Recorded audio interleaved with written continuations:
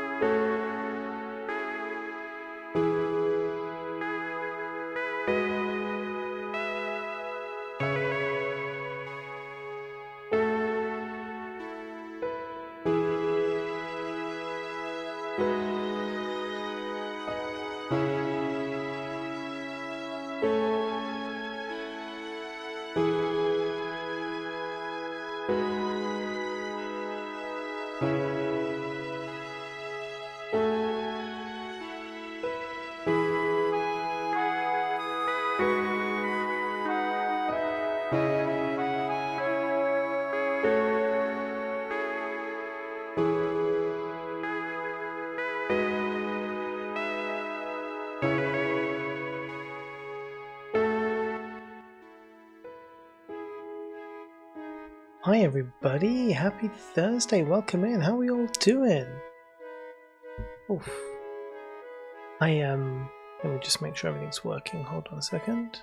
Can my voice be heard? Yes, I think it can. Minimo is about to go to sleep, or is about to be put to sleep. Is that the right phrase? Being put to sleep? No, she's not an animal that we're trying to kill. Well, she is an animal, but not one that we're trying to kill. Not that we're in the habit of killing animals. Anyway, she's going to bed, so I won't be as loud as usual. To sleep something else, exactly. Sent to bed. Yeah, that's the one. Sent to bed. All the truth's coming out. Shh. Okay, look, listen. I just got a message on Instagram. Okay, This could be important, guys. Okay, it's not important. Listen, I've got tea. Look, guys, I've been out for the whole day. Okay, I'm tired. I'm exhausted. I've just literally got back home, set up stream, gone live. I was like, Mrs. Mo is on the phone to her mum. I just put a toothbrush in Minnie Mo's hand, and I was like, boom, brush your teeth, get to bed. Mum's coming to put you to sleep. I can hear her now. She's just wandering around because Mrs. Mo's still on the phone. So she's like, where's my mum? We went to a lovely place. Yeah, so I put the pictures in the Discord. We went, oh, hold on. I'm getting a knock at the door. 1 second. Just wait there.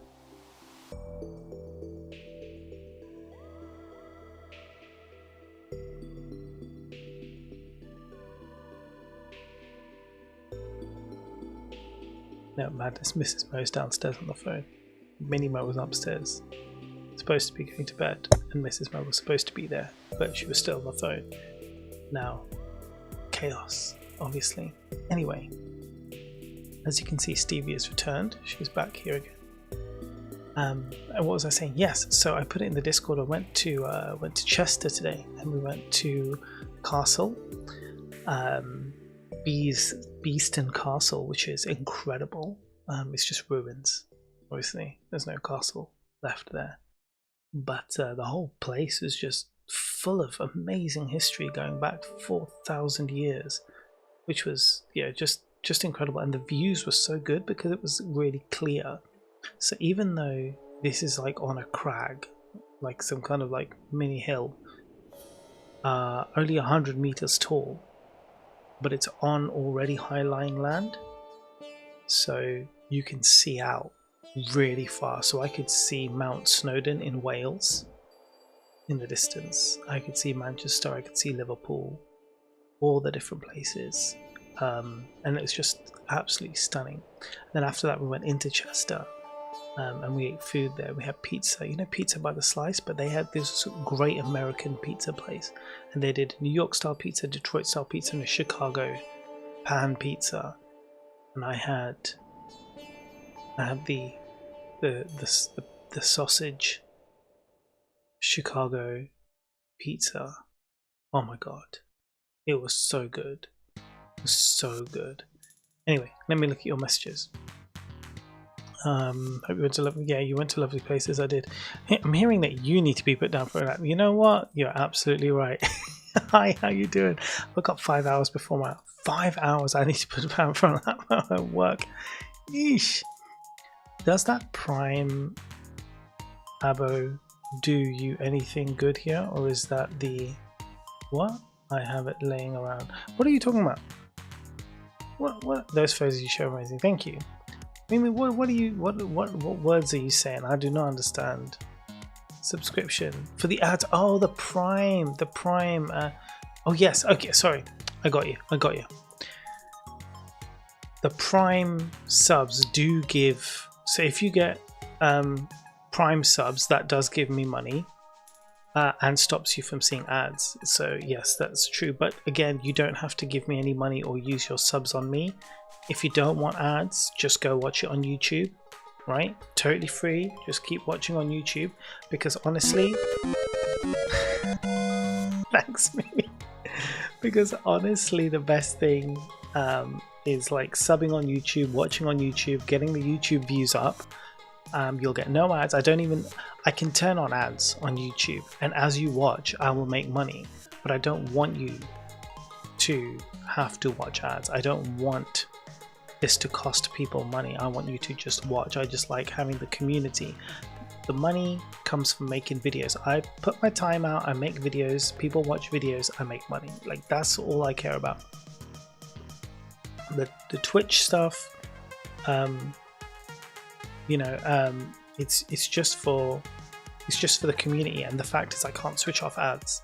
Otherwise I would, because I really don't even want them. And the only reason I keep the affiliation, like to be affiliate, is because I get emotes. It's literally the only reason. And channel points. Just I'll take it. And I appreciate it a lot. So thank you so much for using that Prime on me. I do really appreciate it.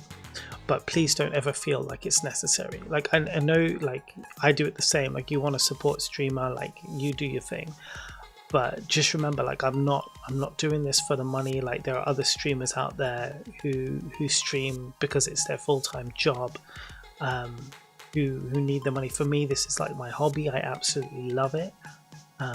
But yeah, I don't need the money from streaming. Like I love it. It's amazing to have a little bit of side thing, but that's what YouTube is for. That's why I pushed myself so hard and worked my ass off for YouTube content so that I could become partnered, so that could just be a source of passive income. You know, that lets me go out and be like, you know, just do simple things like throw money away on buying coffees or, you know, new lights or speakers or microphones or whatever the shit I want, which is great. Like that's where that comes from.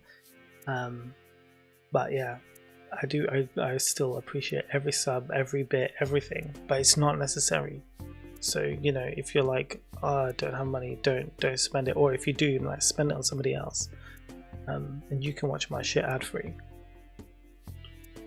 My gift to you. I'm so generous. Look at me, such a generous person. Also, look at my heart. I have 2 hearts today. I've got this heart here, and then my actual heart. This Minimo stuck this on me today when we were out. I love you, Dad. Flomp. Here's a sticker. Thanks, kiddo. My sticker now. Anyway, okay, sneaking over to here instead. And now I will finally go for a shower. Okay, enjoy your shower. Right, so today I had a plan. Oh, obviously we're going to play Stardew, right? You can hear that Stardew music's in the background. So I got an email last night from a company, from a developer who has a new point-and-click adventure game, and they were like, "Oh man, do you want to play this new point-and-click adventure game? I'll send you the game key." And I replied, but I checked out. Normally I just ignore a lot of these messages, but I checked this one out and it looked really good. And I love point-and-click puzzle games, and it's by a really good publisher. So I was like, yeah, okay. I was like, if you can send me the key by today, like tonight. I said, I'm streaming on Thursday night. If you send me the key by tonight, I'll stream the game. But I didn't get a key. Treasy, hey, sorry to message about Tales of the Shire at the exact moment you went live. Purely coincidence. Ah, thanks for your reply. Are you a Time Lord with 2 hearts? I am a Time Lord with multiple hearts. Thank you so much for coming in, and thanks for your message as well. I've just seen your other one, Return to Moria. Yeah, I've been meaning to try that one out. So yeah, as I was saying, so the plan today is to do some Stardew. But if there's appetite for it, we can also, halfway through, we can switch over and do some Tales of the Shire. But it is completely up to you guys, because right now I am your performing monkey. So I will do the things that you want me to do. And, you know, that's basically it. So, anyway, that being said, how's everybody's Thursday? What have you all been up to? Tell me your stories, tell me your adventures of the week. I haven't seen you guys since D&D on Sunday. Now, that's the other thing. Put it in your diaries. D&D will be back on again this Sunday. Vag Jazzle, those crazy Vag Jazzle buggers, will be playing again this Sunday. So we'll get the whole gang back together again, and we'll continue our journey in the dungeon, which has been fun. I've been working getting absolutely demolished in this Yamish, honestly. Speaking of Vag Jazzle, here she is. Hello, Shasta. Hello. Thank you so much for this raid. For those of you who don't know, I'm that British Mo. Hello, bruv. Would you like some candy floss grapes? I'm that British Mo and I play video games. I play D&D on the weekends with my friends. Would you like some candy floss grapes? Listen. Guys, those of you who follow me and who don't know that beautiful creature who you just saw on the screen right now, that is the one and only Shasta Katz. If you want some good fun like that, literally like that, that's all her streams are like that. Right? That's just from her stream. I stole that from her stream and put it into my stream, so people would like come and hang out here. Go and follow her and go and watch some of her stuff. And right now, she's doing a lot of The Sims. So if you're into that, you know, you should go check that out. But she does do a variety of different games and they're absolutely hilarious. Stevie. Hey Bells, how you doing? Stevie knows. Did you see her head pop up? She's so tired. She's been out with us all day. I refilled her treat box today. Look, full of treats. Thank you so much. Bells, how you doing? Welcome in, welcome in. Look at all you beautiful, beautiful people. Amira, hello. How was Shasta's stream? Was it any good? Just say it was shit if it was shit, you know, it's cool. The sweetest but she is, honestly. We had such a good time out today. She was mostly good. She was getting a little bit overexcited because we're in a town, so like in a city centre. When we're in a city, there's people drop food on the floor everywhere. So as good as she is, she's just like all the food. Yeah, you. Talking about you, mate. You. Anyway, I managed to keep her mostly under control, but she was good, mostly good. She is still the sweetest baby though, regardless. So, yes. How was the Shasta stream? Were we doing Sims? I say were we doing Sims today? I was out, so I wasn't actually able to be there. Sims 4, yep, the berry challenge. How is the not so berry going?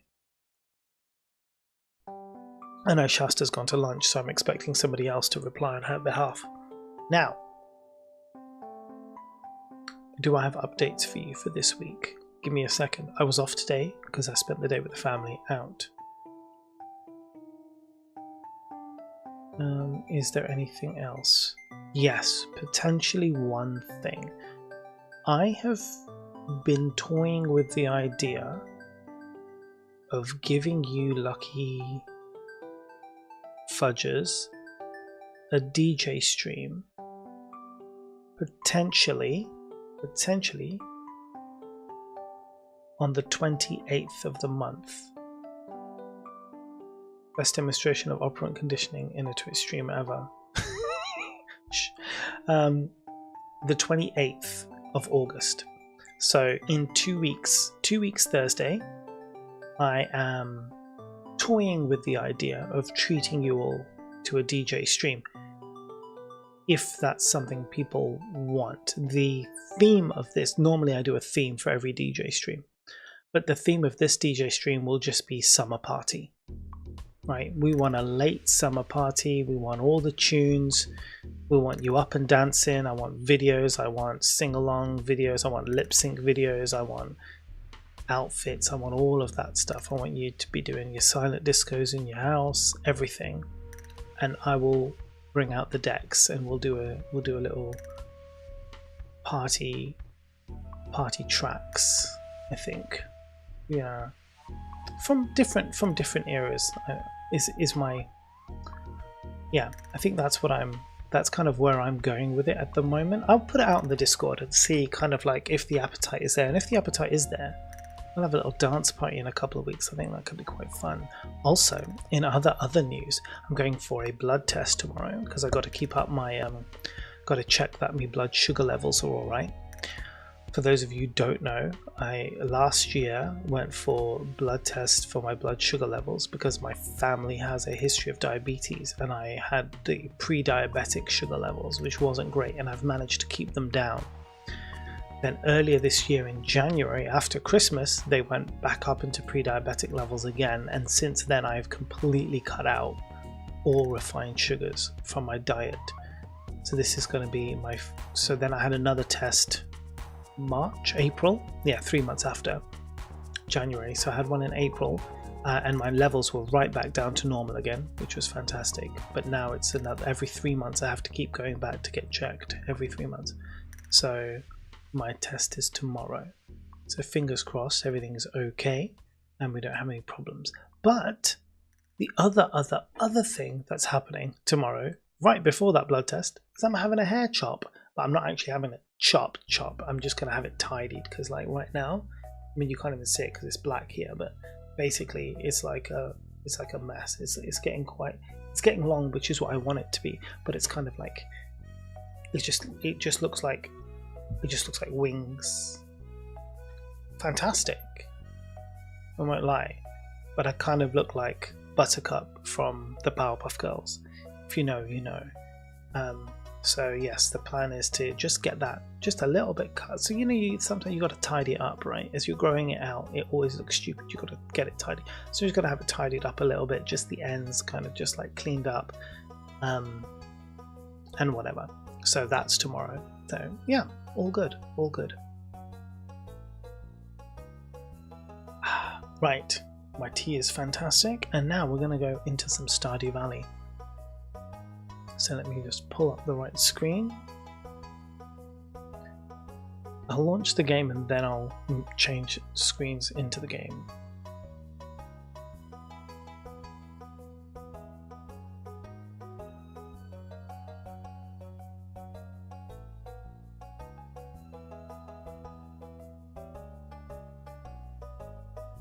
That's so bright, isn't it? The Stardew screen. So today we're going to be carrying on with our Firefly farm. For those of you who don't know, the concept of this farm is me taking on the role of Captain Mal Reynolds from the TV show Firefly. And the idea is that I am now a retired space pirate. Hold on, someone's at the door. There's somebody at the door. I'll be right back.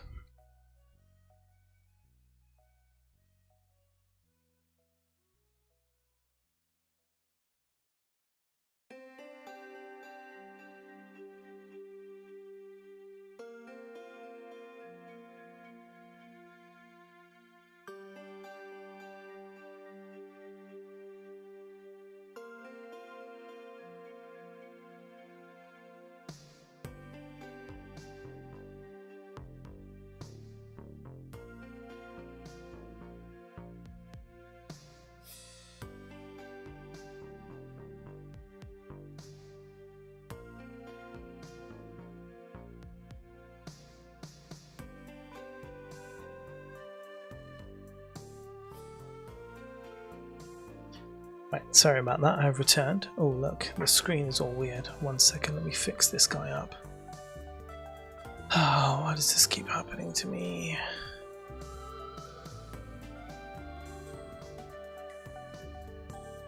Nope, that did not do it, what I wanted it to do.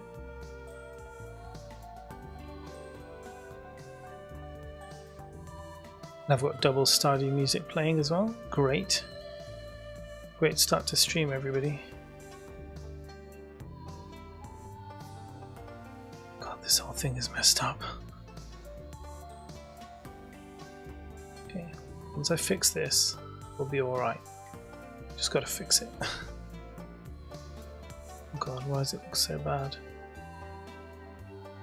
1 second, I know how to fix this. Okay. So the Stardew screen just needs to be a bit bigger. Yes. Bigger. Bigger. Bigger. There. I think that's right. Pretty much. I mean, that'll do. Right? That looks good. Right. We have to just turn off the music in this. There. That's much better. Okay. So anyway, what was I saying? Brain, because I was talking and then the doorbell rang, and I can't even remember what I was saying before the doorbell rang, but I'm sure it was something so important. Oh, I bought 2 pairs of shoes today. That's besides the point. That's a completely separate topic. But when I was shopping in Chester, I bought 2 pairs of shoes today, which I'm very pleased with.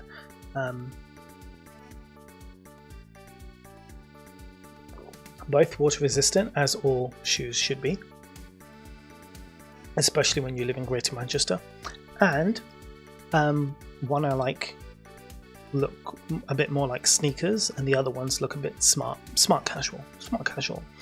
And the smart casual ones are brown, they're kind of like a suede finish. They look really cool. I really like them, and they're from a company that do really good shoes for like your feet. They're all built in a really good way for like feet issues, and I have collapsed arches, so yeah.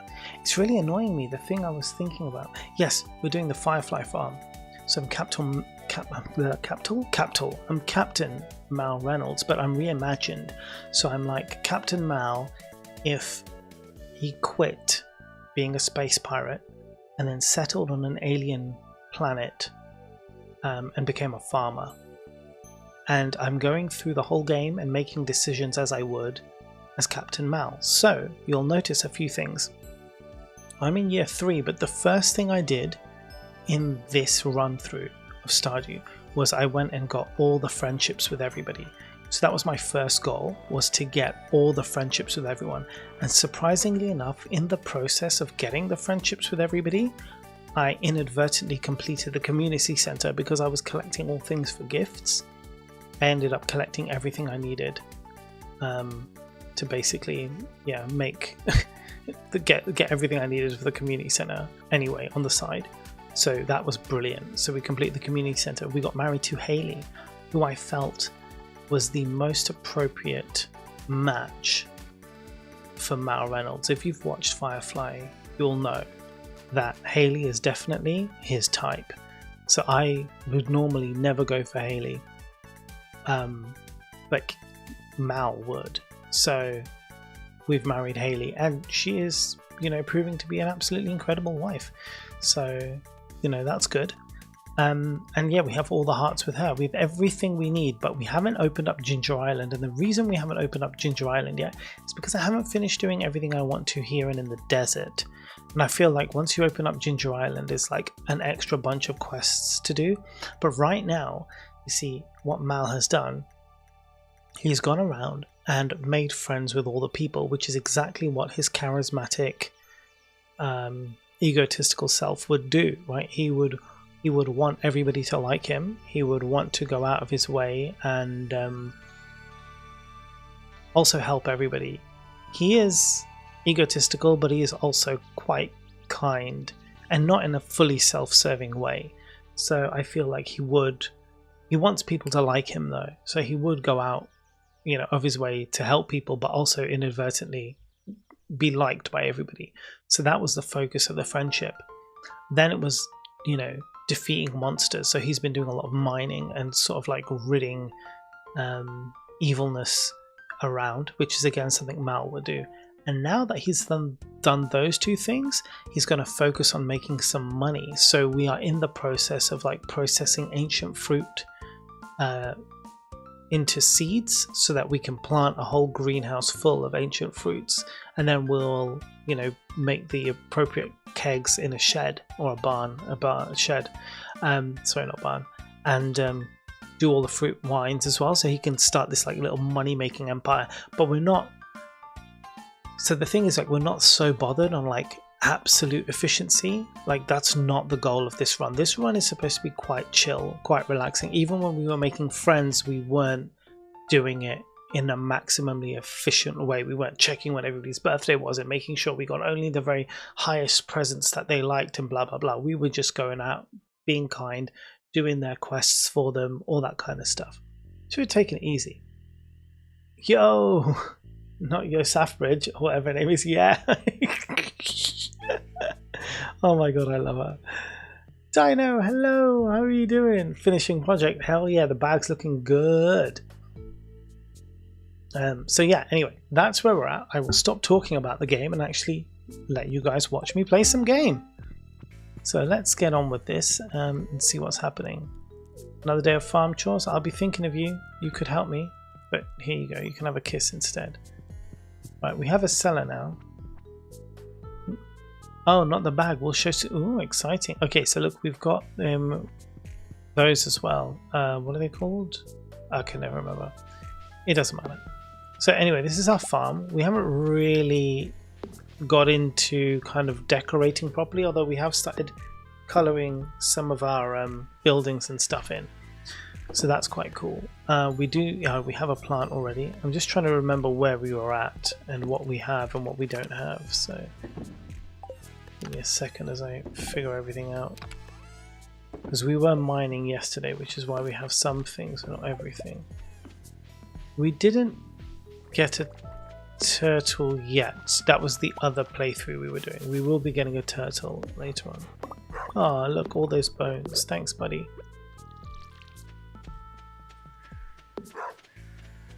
So we've got our little hardwood forest here. We're in the hilltop farm because again I felt like that suits Captain Mal the best.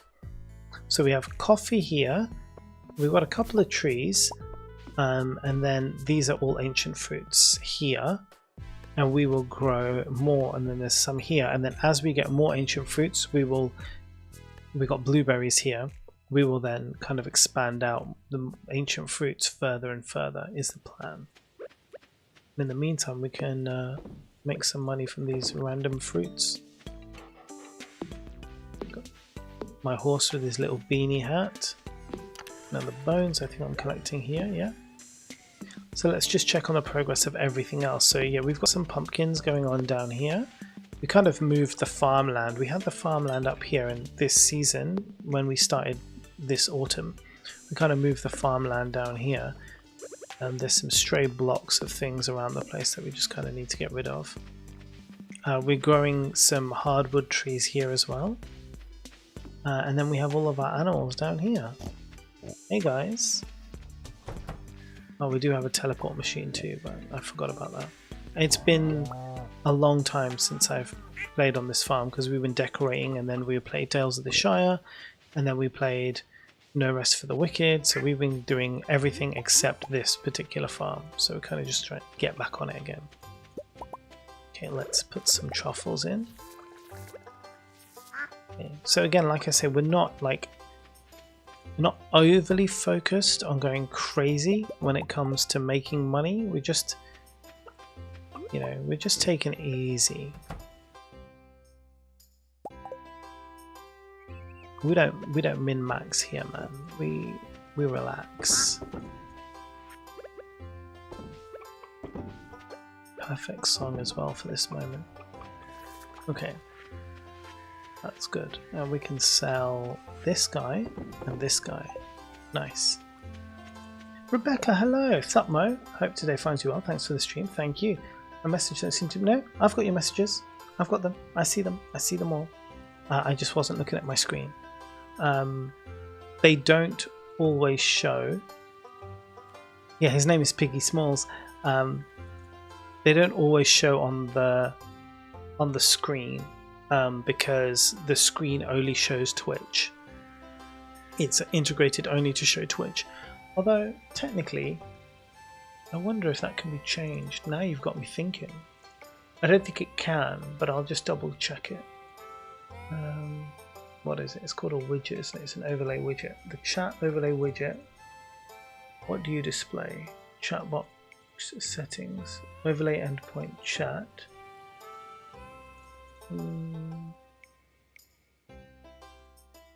Oh, it's because it doesn't include my mod. Oh, but do you know what? If I make it include my mod, then it would show everything. So let's see if I can change that.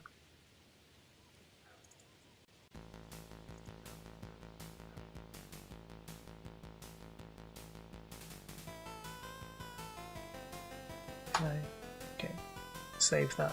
Okay, so maybe now it will. Nova, hello! Welcome in, buddy. Thanks for the follow. Okay, may I steal that for a pet pig on Lot Train? Hey, listen, look. The names of these animals were given to me by you guys, right? The community members were like, oh yeah, use this name. So somebody, one of you guys, named this one Piggy Smalls. If you look at my other one, so I've got Jane. Now obviously Jane is from Firefly, so I had to name my dog Jane. My horse is Serenity, which makes sense because it's like my spaceship. But then my blue chicken's called Stitch. So some of these are YouTube members that I've named after. So you've got Rix here. I've got Kim, Mujiwa, who's always my first cow, Danny, Min, Bim94. Okay, but then we've got Crispy Duck, we've got Crispy Bacon, and Piggy Smalls. So as I get new animals, as I got more and more animals, you guys will be able to name them for me. So do not fret. You will all have your chance for naming the creatures. Okay, am I good here? Yes. Let's flip back. What other message we got? Testing, there you go. I have some punny chicken names: Agatha Christie, Yoko Ono, and Amelia Earhart. I got my custom animals even. Amazing. To clean up me, so sweaty. Oh, that's not cool. I feel that pain. So, look. Right.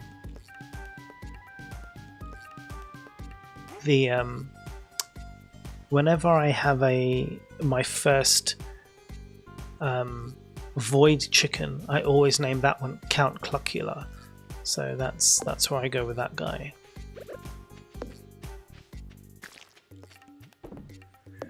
Huzzah! Okay, these things are all good. She's building. Let's see what we can do today. It's 10 o'clock. I need to get some hardwood. So we're going to go over to the secret woods and we're going to go get some hardwood for ourselves. Let's go and do that.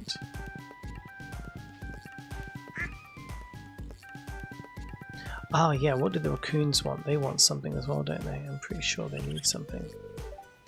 Oh yeah, you wanted dried cranberries, but I can't get them for you this season, mate. When I can get them, I will. Yo, what up, lady? What have you got? Have you got cranberries magically for me? That would be sick, wouldn't it? Imagine. I would actually even buy them. I don't want a Haley portrait for 30,000. That would literally be all my money. I know she's my wife, but kind of not going to spend every last cent I have on buying a picture of her and then putting it in my house. I think I've got the slime ring. Yes, I've got the slime ring. Look, impervious to slime damage. The slime ring is literally the best ring. I mean, and you know, like a magnet ring or something, but the slime ring is just chef's kiss. Such a great ring to put into the game, considering that the enemy you come across so often is a slime on every level of the mines. So to have a ring to make you impervious to slimes? Bloody genius. You don't even have to kill that many slimes to get the ring either. I think it's like 100 slimes. You kill 100 slimes, you get the slime ring. Like, genius. I would strongly recommend to anybody is grinding killing slimes on the lower levels of the mines early as possible. Just keep going in and out. Just kill as many slimes as you can. Go get your slime ring and then progress to the later levels of the mines where the slimes will not hurt you and you can kill them at your own pace. Just gonna collect a few of these forageables. Oh, it's 100, it's 1,000. Yeah, 1,000. Even that, 1,000. Just grind them, mate. It's totally worth it. It is absolutely worth it. Also, hi Rasandu, how are you doing? I mean, there's a children's cartoon named Count Duckula. I know, that's where I got it from, Nova. That's where I got it from. Count Cluckula comes from Count Duckula.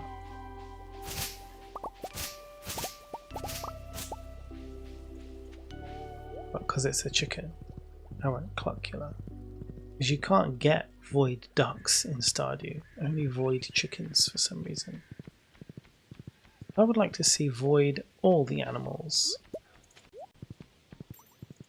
Oh my god, I forgot Count Duckula. I mean, Count Duckula's slay.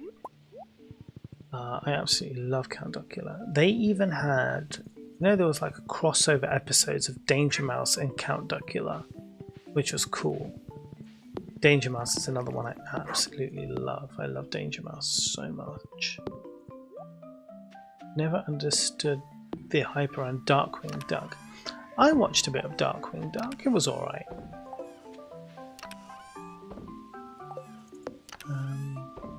Didn't mind it. I think it was the only time I actually liked. Because who was Darkwing Duck? That wasn't Daffy Duck's alter ego, was it? Because Daffy Duck had an alter ego as well, didn't he? What was that one called? Look, my first loads of ancient fruit wines, and I'm going to put them straight into the cellar. Ooh. I've got my 14 heart event. The Darkwing Duck was the Batman parody as a duck, yeah. Hey Smile, how you doing? Welcome in. I've got a mod that allows the pigs recolored to void pigs. Oh my goodness. What would you name a void pig? That's the question. I guess from childhood on, I preferred the horror, like Scooby-Doo, Tales from the Crypt. Oh yeah. That was good. I remember Tales from... Did you ever read point horror books? Okay, because like I grew up reading the point books, right? There was point romance, you know, point horror, point something else, whatever. And this was like the precursor to Goosebumps, right? This was like before then. But it was I think R.L. Stein actually wrote a bunch of the point horror books anyway, and then he went on to make Goosebumps, right? So the point horror books were fantastic, but they were aimed at like teenagers, right? Whereas Goosebumps was aimed at just like before teens, right? Or like 12, 13 early on, whereas the point books were 14, 15-year-old onwards. I loved those books, but I did read all of them. I read the point horrors, I read the point romances, like everything. I was just obsessed. But yeah, I used to watch Are You Afraid of the Dark? That was one of my favorite shows.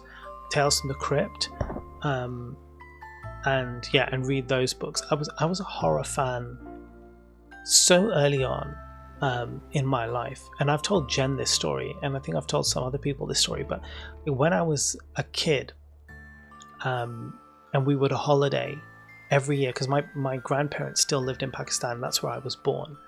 And I came over to England when I was about 18 months old, right? And I've lived here ever since. But every year in the holidays, or every 2 years, we would go back to Pakistan and visit my grandparents who lived there then. And there was a bookshop that we always used to visit. I was obsessed with books, obsessed. I would read every second I possibly could. And there's a really cool bookstore, and like my parents would just let me run wild and like get anything I wanted, because all the books were dirt cheap. Like the books here that would have cost you and at that time like £4, which was a lot, over there they would only cost 20p or 30p. It was so cheap, and the exchange rate was fantastic. And I remember I picked up this one small purple book. It's like a little small purple book, and the cover really caught me because there was like a haunted house on the cover. I didn't know anything about this. I picked it up and I read that book cover to cover 100 times at least. Like, I'm not joking, over all those years. And I picked this book up when I was 8 or 9 years old, and I read it, and I still remember reading it all the way up until my 20s. It's still in my parents' house on the bookshelf, right? And that was a collection of Edgar Allan Poe stories. It had the Fall of the House of Usher in there. It had The Telltale Heart in there.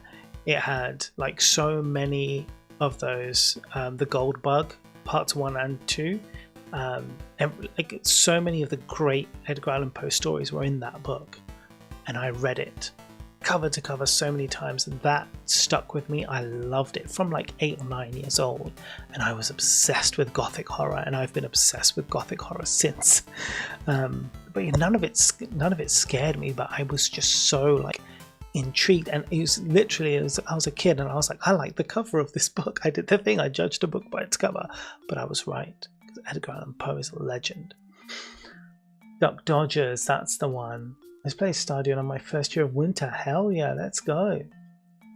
I think we didn't have that. Posted a mod that adds void varieties on the animals on the Discord. Thanks, Nova, thank you.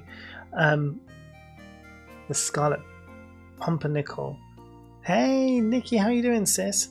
Yeah, so anyway, I keep pausing the game and talking, but anyway, I wanted to tell you that story. And that's also, a while ago, people were asking like, oh, will you read stories on stream? When I first started stream, I actually read Edgar Allan Poe stories on stream.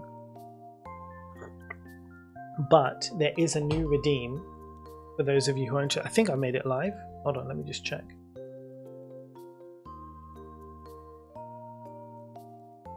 Yes, so there is a new redeem now to read a poem, and the poems, it's not just any old poem, the poems all come from this book, Free Roaming Adult Woman, and for those of you who don't know, this is by Genevieve Ray, who is Fire Gen, is a member of our community. This is her first published book of poetry, and I have gone through this book and it is fabulous. I haven't read every poem in it, but the ones I have read are bloody fantastic. So with the redeem, I will pick a random poem from here and I will read it to you all. So that is another one we have, and that way we can also promo our friend. because we do like to support our friends. I went to outdoor reggae concert after work, 26 degrees and a clear blue sky. That sounds bloody fantastic.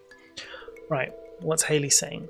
She has an idea. I want to get everyone together for a charity cake walk. I've never had this cutscene before because I've never been married to Haley before. It's kind of like musical chairs, but everyone wins and gets cake. You'll see. It'll be on the next sunny day in the town square. Would you mind bringing a chocolate cake? Oh god, I have to get chocolate cake. Great, I'll meet you in the town square tomorrow. Holy shitballs. Okay, hold on a second, guys. She's trying to stress me out, man. It's like I don't like getting stressed out in the game, but it's my wife. My wife is asking me to do something. Can't really say no. So how does one make a firstly, do I have a chocolate cake? Secondly, how does one make a chocolate cake? What do I need? Chocolate cake. I need wheat flour, sugar and egg. Okay, well we have eggs coming tomorrow, so we just need wheat flour and sugar. Yeah, wheat flour, sugar. Okay, we can get those both from Pierre. So let's buy a bunch of wheat and a bunch of flour from Pierre. Let's just check I don't have a chocolate cake already. I've got crab cakes, but they're not chocolate cakes. I've got muffins, but they're not chocolate cakes. Alright, let's get on Serenity. Here you go. Let's go. Also, I've always meant to read Poe stories. Honestly, Edgar Allan Poe stories are just incredible. They are so morbid. They are so twisted. I love them. I finished the project on the Discord in hobbies. Oh my god, hold on a second.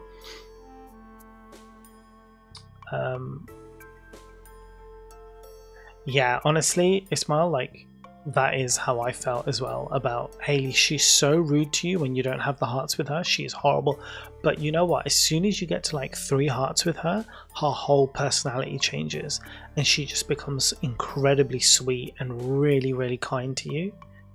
Which I don't like, because basically she's really mean and superficial, but when you give her loads of presents, she suddenly starts liking you. And if, God forbid, you give her a present she doesn't like, she's like, ew. Even after 14 hearts in marriage, if I give her something she doesn't like, she's like, ew. As if. And I'm just like, oh great, thanks. Alright, hold on, let me just look in the hobbies. I want to see what Dino's posted.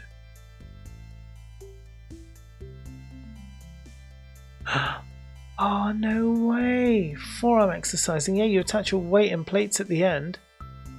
That's brilliant. Oh, nice work. That's really good stuff. I love it. Good job, Dino. Let's go. So for those of you who don't know what we're talking about, check it out here. You can join our Discord. I'll post it for the YouTubers as well. If you are interested, you want to hang out with some cool peeps and continue the conversation, we've got a Stardew channel, we have a Baldur's Gate channel, we've got D&D channel, we have all the things. You can join the Discord, accept the rules, provided you follow the rules. Jen, we were just talking about you and your fabulous book. How are you doing? Welcome in. So, what are we doing? Yes, going to Pierre's, and we're going to buy some wheat flour and some sugar. Let's buy lots of each so that we can make lots of ingredients. Lots of things. So actually, let's get a bunch of everything. Oil, vinegar, rice, wheat flour, sugar. 10 of everything. Let's go. That's a good. Do we need the dehydrator? Do we have a dehydrator? We don't. We do have a dehydrator, but we don't have the recipe. I won't buy it right now. Let me just check if there's anything else I want. Grapes, amaranth, fairy, sunflower. I think I'm good. I think I'm good with all of this stuff. I think we've got enough stuff coming. We're good. We're good. Right, let us go back home. Let's see whose quest this is first. Help wanted. The local red snapper population is starting to threaten other species. If you can fish up 4 of them for me, it would be a big help. You get to keep the fish. 4 red snappers, eh? I reckon I could do that. I reckon I could do that. Let me just double check. Red snappers in SDV is a fish that can be caught on the beach in summer and fall. from 6 a.m. to 7 p.m. Yeah, we can do that, my friend. No worries. I got you. I got your back, bro. We'll accept this quest. Because then that gives us a chance to do some fishing. Enter the town on a sunny morning with a chocolate cake. We can do that. So we've got what we need. So let's go get that red snapper. We need 4 red snappers. Don't be sorry, Jen. It's okay. You don't have to apologize. We're here for a while, you know.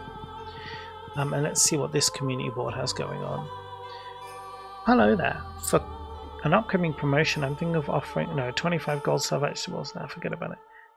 Rock rejuvenation, but I need some crystals. Do you think you can lend me a hand? No, I'm okay, thanks.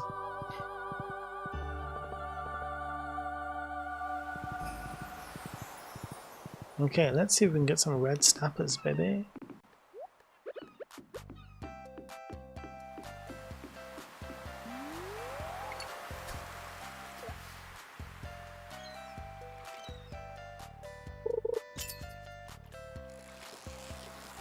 I love it when they're like, ooh, gold chest. Like the red snapper population has gone out of control. It's like, but then everything should be a red snapper, but it's not. Look, that's a sea cucumber. Ooh, what's this? Ah, fairy dust. Hell yeah, and some ornamental fan that I can give to Guntar. That was pretty good. What a gold treasure box. Oh wait, aren't red snappers rain only? You might be right, my friend. You might be right. Let me double check. Oh yeah, it does need rain. You're right. You're absolutely right. I didn't see that part. I completely ignored it. Even when I read it, I totally ignored it. Because that's how much of a fool I am. And this just goes to show, guys, just because you make YouTube videos about something doesn't mean you actually know everything about it. Which is why I keep telling people to join the Discord if they want actual Stardew advice, because we have some actual Stardew experts in the Discord. My job is just to bring the people together, but not to know everything. This is why I do the relaxed Stardew playthroughs and not the min-maxing Stardew playthroughs. Come to me to chill out, not to find out the answers to life's problems. House is the best of us, yeah. Or just me all the time. Okay. Now, let's go put some of this stuff in my kitchen. Oh goodness me, this is that same problem, isn't it, where I just overfill my fridge. Well, that's why I've got this guy here. Let's take some stuff out of here that I don't really need lots of. Right, and then we'll put some of this stuff back instead. Oh, I already had some sugar and things. Okay, whatever. It said, you don't have any. I was like, okay, thanks, guys. But it turns out I did have some. A lying son of a bleach. Okay. So. Yes, now I just need eggs. Good. Alright, I might know all there is to know about Stardew. You know, 100%. Thank you for reading the book. I haven't read it all, but I have read parts of it, and it's bloody fantastic. But you're right, man. Mariella might know literally everything there is to know about Stardew. They are an absolute bloody genius. Sprinkle on kegs, furnaces, and refining equipment. So you know what we're going to do? We actually need to go to Gunther, but we'll do that tomorrow. For now, let's get one of our wines ready, shall we? Just one of them. And one of those. Pa-ching! Oh, look at that. Iridium Star. Ancient fruit wine. Boom. Throw it in the bin. Okay, we're going to put this super bait over here. And the sea cucumber can probably be sold. Ching! And then we need to keep that ornamental fan to give to Guntar tomorrow. Let me just check there's no more truffles over here.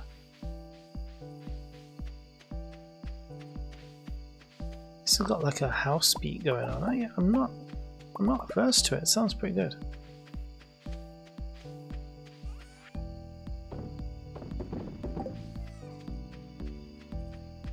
This is the volcano mines. It's pretty good. Hell yeah, let's go.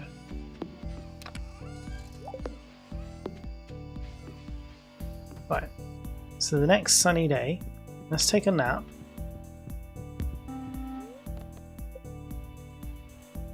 Well, Stardew is beautiful, that night colours, I know, right? Even a little bit means the world. Hey, look, Jen, told you, we're here for each other. Look at that money, baby. Look at that, 4,620 for one bottle of ancient fruit wine. That's iridium quality. That's literally like the highest thing there is. Well, apart from like the star fruit wine or whatever it is.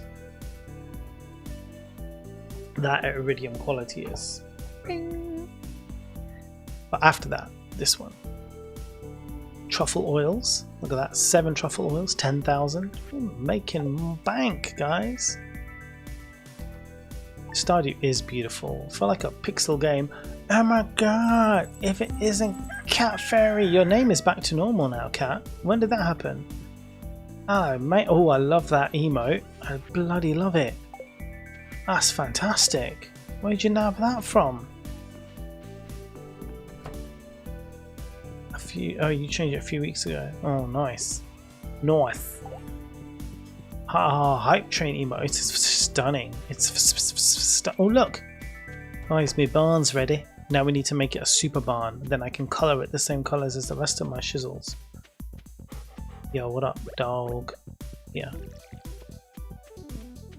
Ah, what? How many hype trains are you in, man? You just be hyping all the time.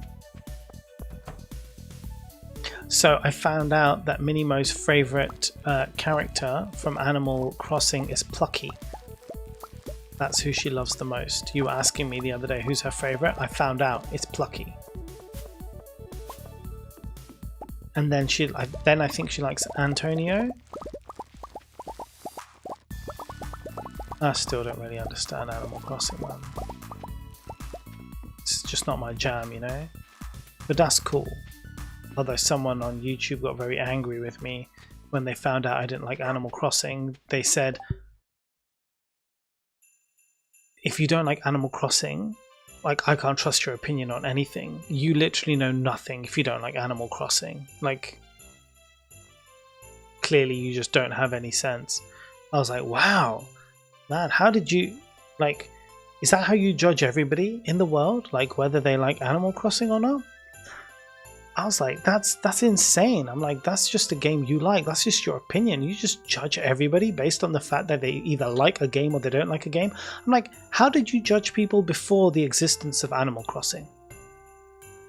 Do you just go around blindly being like, I don't know if anybody is good or bad. I need an indicator. I need a game to come out that they can then indicate and tell to me whether someone is a good person or a bad person. I'm like, so literally, like, if Hitler was alive right now and he played Animal Crossing, you'd be like, but that's a good guy.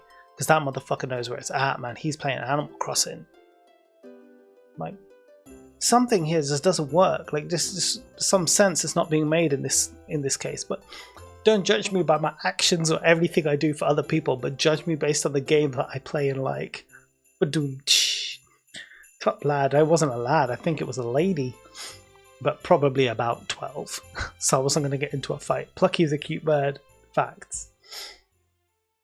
Oh yeah, we have ads starting soon, so if you don't want to, boom, you go over to YouTube. Probably judge it by the things they like. Perfect, you know? Yeah, exactly. I also don't like Animal Crossing. Does that make me evil? No, I'm sorry, buddy, but you might as well just cease to exist right now, mate. You don't like Animal Crossing. There's no point just living, mate. Just end it all. You know what I'm saying? Be done with it, man. Life's not even worth it anymore. That's what I learnt. You gotta love YouTube, man. You gotta love the balls on some people, man. Okay, so let's see what we've got here. Some ancient fruits. We're gonna turn these ones into seeds. Right, we're gonna get some more seeds. I love Animal Crossing, but it's not that good. No, I meant Hitler. If he played Animal Crossing by then, yeah, exactly, right, exactly. Oh yeah, Hitler would be a top lad. Yeah, exactly. You know, yeah, you're right. I got you, Cat. I got you now. I understand. We're getting some ancient fruit seeds back, which is good. It's not that good, Nikki, man. It's not that good. Are you sure? Don't let this YouTuber hear you, man. I downloaded Poseworks. Only 8,000 pages. Look, if I tell you what to do, right? Just start with the telltale heart, right? Start with the telltale heart and then see where you go from there. That's what I recommend. I'm actually going to sell these other ones because that's money in the bank, baby, and I want money in the bank. And I'm just going to keep these ones as seeds, and we'll plant them as soon as we get, like, actually, no, I'm going to turn them all into seeds. I'm going to turn them all into seeds. They're all going to be seeds now. Oh, shoot. It's a sunny day. We need to go to that festival. We can do that later. Jade, another jade. Oh wait, it was from the other one. I was like, that was fast, man. The coffees are ready too. Ah, let's just go get my egg first. Hi guys, how you doing? Welcome, welcome. It's been a good morning. How are all my babies? How are you, babies? Can I use a void? Wouldn't it be cool if you could use a void egg to make a chocolate cake? What would that create? What kind of monstrosity would that make? And can I eat it? Milk. Cheap, cheap. Got another truffle over here. Got a truffle over there. Sorry. I'll behave myself. Lies! I will never behave myself. Why would you do that? Crazy? Yeah, baby. Okay, don't turn all of these eggs into produce just yet, man. Because we need to make this chocolate cakey. Do you watch ads? No, I do not. Have you watched ads? No, I have not. You're a beautiful viewer, a beautiful viewer. Will you watch ads? Maybe. Oh, when will you watch ads?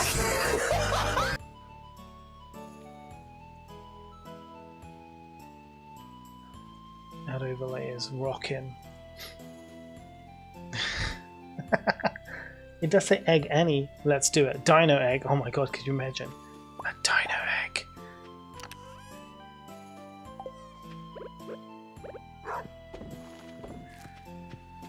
Right, I need to sort out this inventory. I need to sort it all out. So give me a moment while I just arrange myself. Okay, 1 second. I'm just going to sell that. Not that. I'll sell the coffee beans and this. Okay, we need to go see Gunther for that. And we need to go make a chocolate cakey.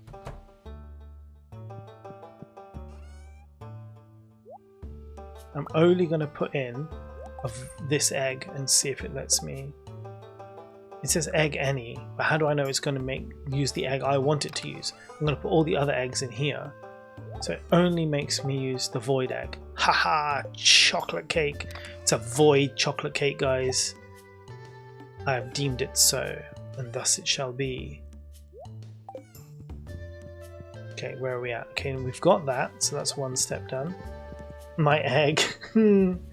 Longest 10-second ad break ever. What's poppin', dudes? Hey, Spuddy, what's up? Lovely, thanks, Ismail. I made it myself. Kind of half made it myself. I had to re-record over the lyrics with ads instead of wigs. So I basically had to record Dominic Monaghan's voice over the top of that thing. Which NPC is my favorite marriage candidate? Okay, so my first wife, and who will always hold a special place in my heart, is Penny. I love Penny. I also have a soft spot for Leah. Leo's top tier. But I would say my favorite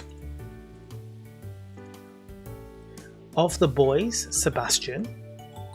I love Sebi. Sebi's a badass, and he's probably the only boy in the whole game who isn't toxic or boring.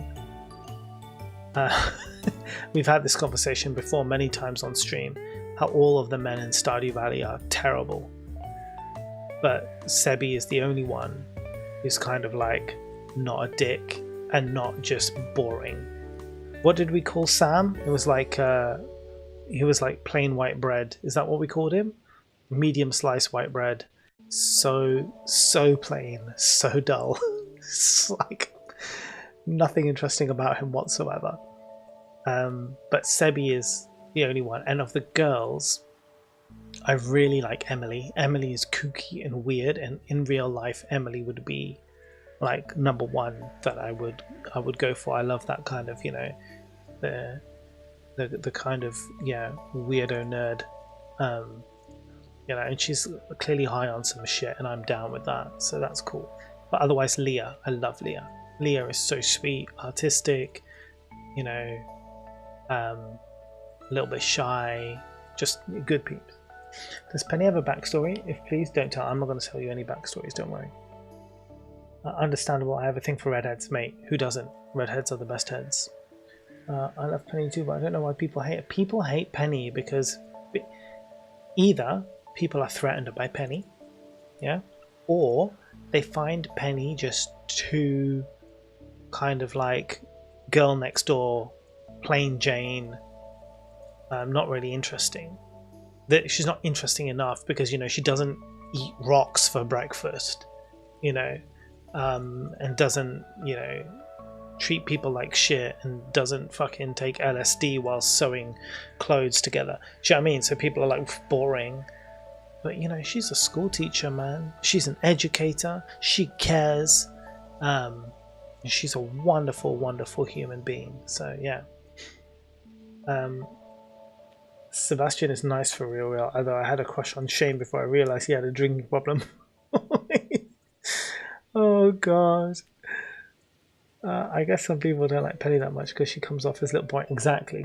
I don't talk to Penny much, so I have no idea she exists most of the time. Penny's really nice, and she's got a good backstory too. But again, I did do a video a while ago where I basically just showed how everybody in Stardew, pretty much everybody in Stardew, has trauma. They all have daddy issues. Pretty much every NPC. Well, almost every marriageable NPC in Stardew Valley has daddy issues. And yeah, we can go through all of them, but I don't want to give spoilers. So, okay, I've got a chocolate cake. So we can go. Yes, I think most of us could be. Just caught back up with the stream. So, oh, Jen. Look, it's the cake competition.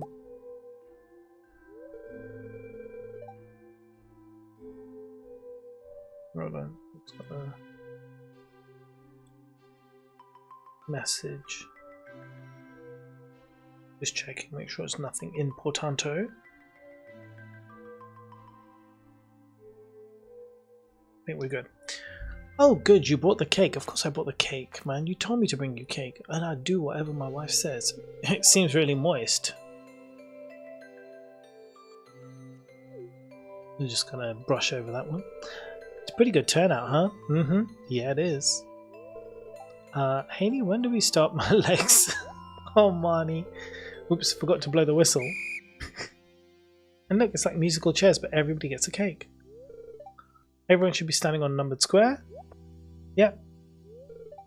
Your number determines which cake you win. Let's see who gets what. Oh, look, there's a whole table of cakes. I just seen that right now. Okay, let's see here. Caroline, what number are you? Okay, you've won. Maria Lewis, cave carrot loaf with extra fiber. Emily, you've got Pam's chocolate stout cupcakes with aged bourbon buttercream. Wow. She's happy. You're in for a treat, kid. Next, Jazz, you've got Clint's wild horseradish cobbler. What? Don't get anything from Clint. Don't take anything from him. Nothing at all. Like, you know. And you're young as well, like that's probably like laced with fucking Rohypnol, man. Just keep the fuck away from that guy. He is an ass. Yeah, exactly, cry about it. It's an old family recipe. Yeah, you baked it right in the smelting oven. Pfft. Fuck right off, Clint. You go to hell, mate. That's exactly where you belong. In hell. You're in the fucking Epstein files, mate. Get away from here. Might have burned the bottom a little, so might have to peel off a layer of charred matter, but the rest is totally edible. Yeah, whatever. A dino eggs possible? Yep. Is daddy issue the clinical term? Yeah, definitely is. Okay, next up is Vincent. We've got Robin's triple syrup and cream strawberry sugar. Listen. Right, we all know this, right? All of the NPCs, okay, they all are like, all of them, every NPC in the game is second tier to Robin, right? If Robin was a marriageable candidate, she would be everybody's choice all the time. No other NPC would even get a look in because Robin is fantastic. She's absolutely brilliant and everybody loves Robin. So yeah, and obviously she would make the best cake in the world. Why are you saying oh no, you little shit? Have some respect. What a that little boy, honestly, he doesn't even know he's born, mate. Get the fuck away. You turned down such a beautiful cake from a beautiful woman? You're insane, mate. Absolutely insane. Emily's organic red velvet cake coloured with beets? Hell yeah, let's go. For her, I'm gay. Yeah, as a girl, I would also marry Robin. Exactly. See? Robin is the best. And last but not least, Pam. You're the lucky winner of my husband's oh god, why did mine have to go to Pam? Literally. Pam, the worst and only terrible woman in Stardew Valley. She has zero redeemable qualities. Every other woman in Stardew is brilliant, right? All the men are shit, right? Except for like all the marriageable men are shit, except for Sam, who is just plain boring. Sebi, who's fantastic. Everybody else a piece of crap.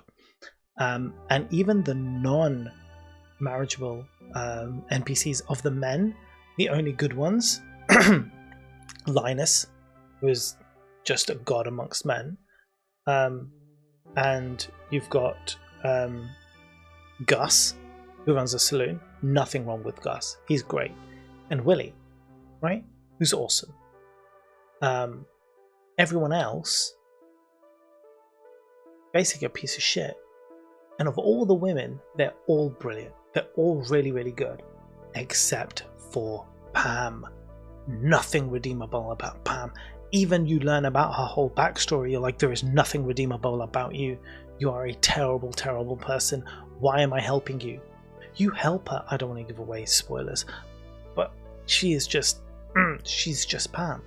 And now she's got my deluxe. Do you know what? It's got a void chicken egg in there. I hope you fucking choke on it. Sorry. We are relaxed here. This is a relaxed game playthrough. I am a very cozy and wholesome person. That British Mo, don't you know? I'm super cozy and wholesome, and we don't belittle computer-controlled NPCs. Thanks for joining in. We've raised over 5,000 G. Hell yeah, let's go. Also, why doesn't Robin get a divorce? There is a mod you can get where you can marry. Cozy can have hot takes. These aren't hot takes, man. These are not hot takes. These are just facts. I'm just spitting facts. Yeah, there's a mod you can get where you can marry Robin. But yes, legitimately, Demetrius will be kicked to the curb. Robin is too good. It's too good for that overbearing, controlling crabhead. Gunter would be a nice one to befriend and whatnot. Why is he a museum robot? Yeah, Gunther's okay.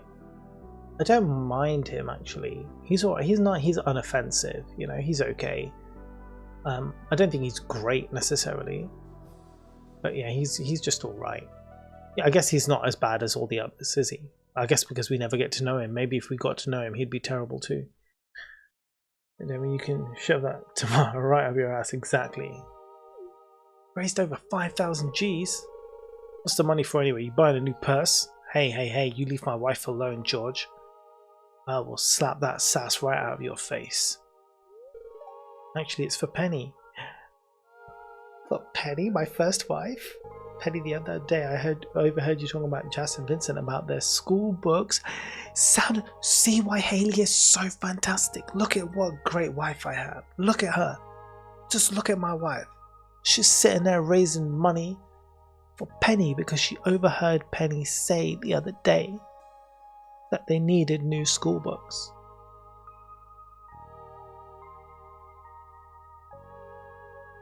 See my wife. My wife? See? She a good one. New books? Did you hear that, kids? We're getting brand new school books. I bet the kids are like, oh no. Yeah, look. Yay, no. Vincent, you're a shithead. I don't know what to say. Thank you so much to both of you. Yay! We did it! You can befriend them in Stardew Valley Expanded. Oh, nice! Hey Lewis, since we're funding education without touching the town's coffers, will you be lowering our business tax? Right? Right? Imagine, Mayor Lewis. Mayor Lewis absolutely should reduce the business tax. And then, or, you know, we should say that if you don't reduce it, you know, we'll tell everybody about your secret affair. But we won't tell you who you're having an affair with, because we don't actually want to hurt Marnie's feelings, because Marnie is a treasure. But the mayor, terrible. Again, terrible person. Every single time. Terrible.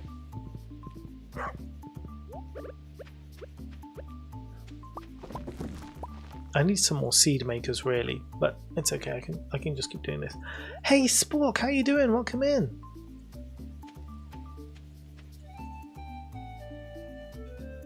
I've just been chatting shit about Stardew Valley villagers, but you know, this what's new, huh? What's new? I've also finished one tea and I'm halfway through my second. And I'm drinking tea and I'm spilling the tea. This is how we roll. I hate Lewis, mate. Who doesn't hate Lewis? Honestly. That guy. I'm trying to avoid swearing, but honestly, these people are so terrible. Like, I cannot help but swear about them. They are the worst. We're getting so many seeds, by the way. Afsa, hello! Facts. Yeah, mate, you tell him. Did I say your name right, actually? Is it Rizandu or Risandu? Tell me. Please do, and if you want me to call you something else, like Riz, then just say it, and I'll do that. If you want me to call you, like, I don't know, Overlord of Time, that's cool as well. Like, I don't mind. I just need to know so that I make a note of it, and then I can address you correctly. How am I doing? How you doing? I'm doing good, Afsa. I'm doing good.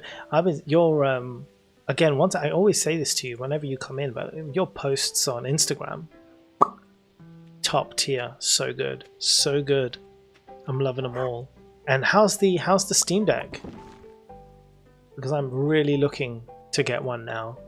I was actually thinking, I've said this before, I'm thinking about getting the Legion Go S, because a new Steam Deck is not going to come out soon, right? Like Valve have said, like they're not even got plans to announce one anytime in the near future, and I really want a handheld, and I've been looking around at them, and everywhere I look in every review, the Legion Go Steam OS edition is beating every other handheld, like hands down. So I'm like, okay, maybe that's the one I need to go for. I'm obsessed with the Steam Deck. Hell yeah. Rizandu is fine, I guess. Thanks for asking. And am I saying it right? Speaking of Riz, did you know Shasta has a command in her stream? I've been abusing it since I found. No, what's the command? Excuse me? I need to know. I haven't been there because I've been busy working so much, man. Work is like kicking my ass. Right, we just need to clear up a few things around here, guys. We're just gonna.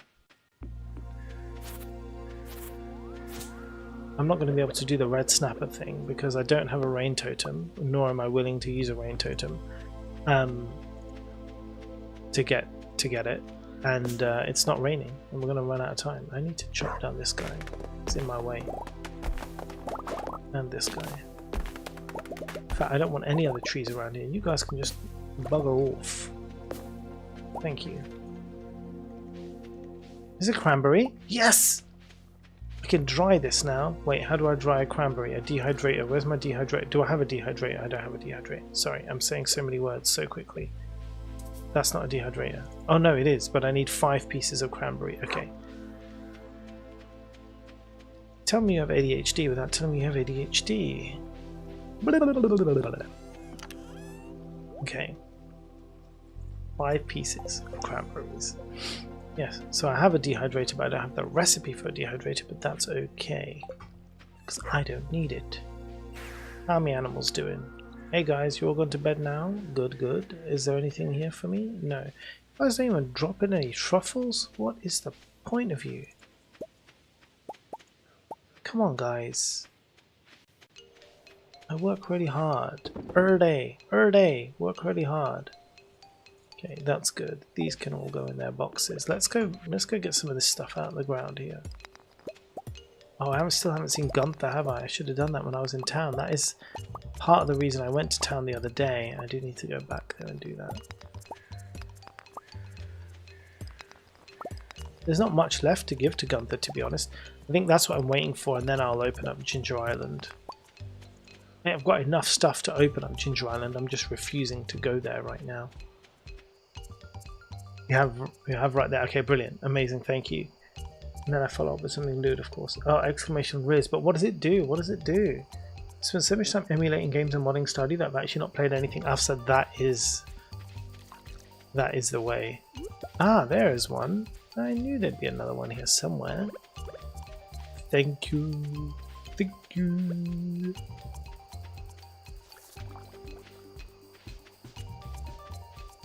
Did you unlock Ginger? I haven't for this playthrough. Not yet. I'm refusing to. I'm taking my time with it. I want to do the full museum and then I'll unlock. Then I'll unlock it.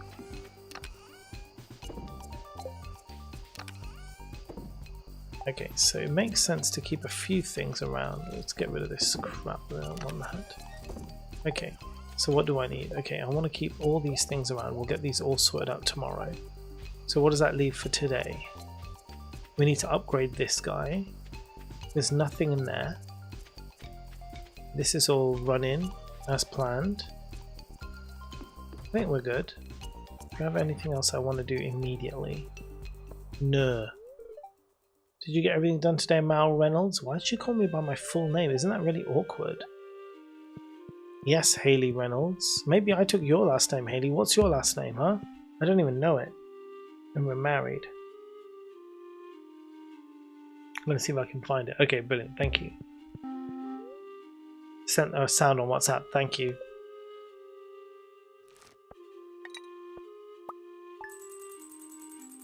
There we go. That's some money. I like money. Oh man, there's bats outside my window. You can see them flapping around. It's amazing.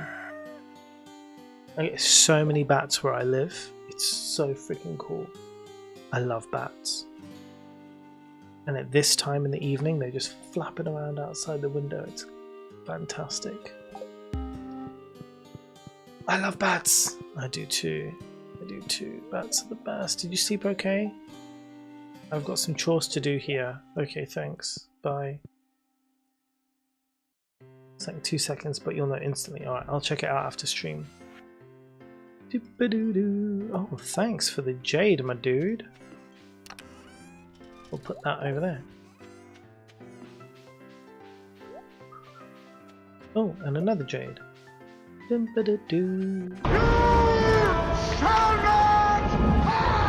That's still very loud, but thank you. I know it was Dino before I even looked. I knew it was Dino. That is Dino's signature sound alert. Everyone has like a signature one. That's Dino's one. It's wonderful.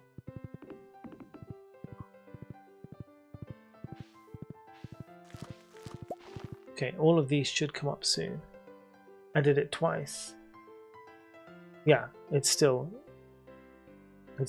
your signature sound.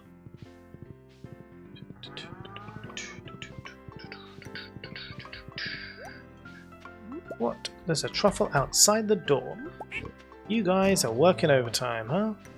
Making up for yesterday's lack of truffles by even posting truffles outside my door. Oh, they're not even supposed to be. Good job. I will allow this.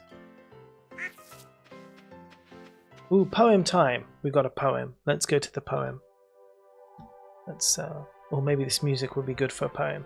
So guys, this is today's poem. It's coming from Genevieve Ray. This is Fire Jen's book, Free Roaming Adult Woman. So shall we start from the beginning?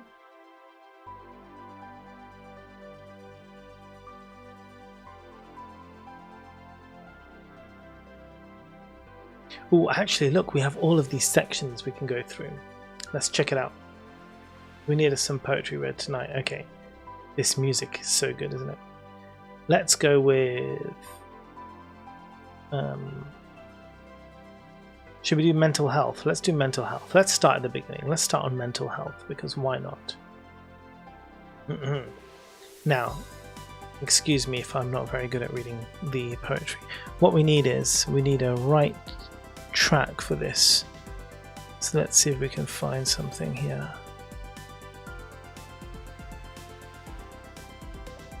This doesn't feel right for the one I'm looking for. The mines.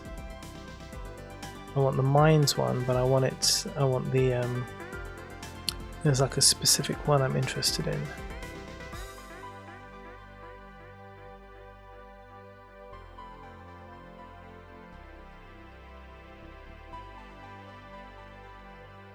It's like it's not the icicles one. Where is it? I'm going to spend more time looking for the right track than I am like actually reading the poem. I'm going to go with Ancient Winter. Maybe? Oh, this is a good one, isn't it? I'm going to get some hot cocoa in myself. Okay. I just got some lines, I know, right? I'm good, just took a quick shower. Have my tea and lady fingers. Hell yeah, let's go. Working on the bag. Let's get it done. Should I call you Soggy Bottom Bimothy? Okay, are we ready? So this is called Crumbs. Yeah, apologies if I don't read it correctly. Have you ever barked at the moon? Fingernails marred with the traces of your drifting sanity, shame-ridden solitude. Have you checked your fingers, troubled your toes? Ensured you're still existing to be sure you can still be known? Have you climbed the walls by pure neurology alone? Clung to the corroded crevices while on your lonely floor?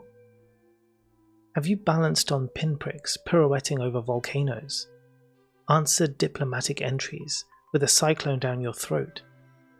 Have you danced with dreary reshaped perception by twisting your nose? Well, you've lived with my eyes and ears and have my dearest sympathy. Be safe now, fear wanderer. Follow the crumbs back home. Kind, entreating arms are welcoming. You are never alone.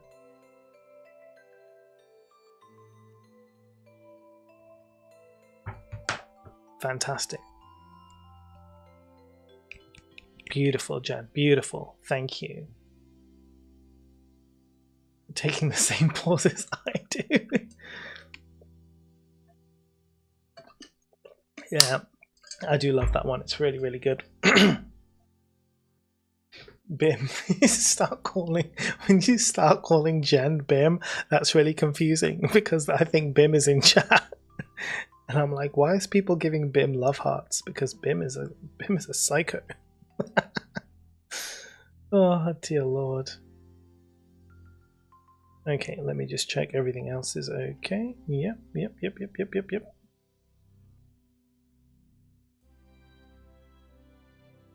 I think poetry is amazing, but I feel...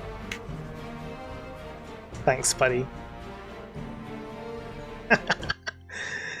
Oh no, I'm going to get trashed. I think poetry is amazing. I feel like it always goes right over my head. Well, the thing is, what I like about Jen's poems is that I don't feel like they go kind of over your head. I feel like they're it's very relatable, but then maybe that's also because it's maybe because I can relate to them, so I find it that way. But I do find that they are quite easy to understand and yet have a really powerful imagery, and it's not like those like ridiculously overcomplicated poems, you know, that try and give you the imagery. It gives you that imagery very easily, very quickly from a first read, you know, and then the more you look into it, the more powerful that imagery becomes. And again, I love that. That's what's great. That's what's good about good poetry. All right, it gives you layers. You get the one layer that you read when you first hear it, you first read it. It's like the first bam, right? And then as you start to look at it line by line, the kind of subtext comes out more, and because then the more you analyze a good poem, right? And it's like a song. It's exactly the same, right? Because songs are poetry. Songs with good lyrics, good, well-written songs. As you first hear it, there is a first reaction. And usually, because it's songs, it's usually the melody, right? You're listening to the music as opposed to the lyrics, right? Unless it's folk music, because that's very different. But just generally, when you start to listen to the lyrics, you have that first wash. Like this is like the first layer, and you're like, oh, okay, that's cool. But then as you start to listen or you read and you focus line by line and you explore, what you do is inevitably, and this is what's amazing about art, whether it's writing, poetry, like visual art, whatever it is, you start to bring your experiences and relate them to the text, and you do it subconsciously. Thanks so much for the follow. The dog gets a treat. Oh wait, we missed another dog treat. Hold on a second. Let's get Stevie on the camera here. Stevie, you get 2 treats because you got 1 follow. You also got another follow earlier on. There you go. Every follow, the dog gets a treat. So thank you for feeding my dog today. I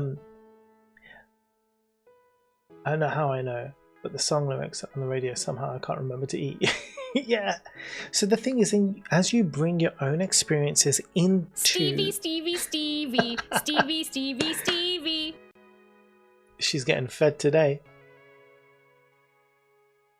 So yeah, as you start to analyze and you bring your own experiences into it, like I say, you do it subconsciously because you start reading it and then you start relating it to something. It might be from your childhood, it might be something to do with your friends, it might be something to do with a holiday you went on, it could be a relationship that you've had or a relationship that you're in, anything, right? And all of a sudden, because all human beings experience similar things, right? Because we're all existing in the same world, coexisting with other human beings who are also very, very similar to us. As much as we want to be unique, the human experience is anything but unique. And that is why popular media is popular, right? Songs are popular, movies are popular because we can all relate to them. And it might not be the same level.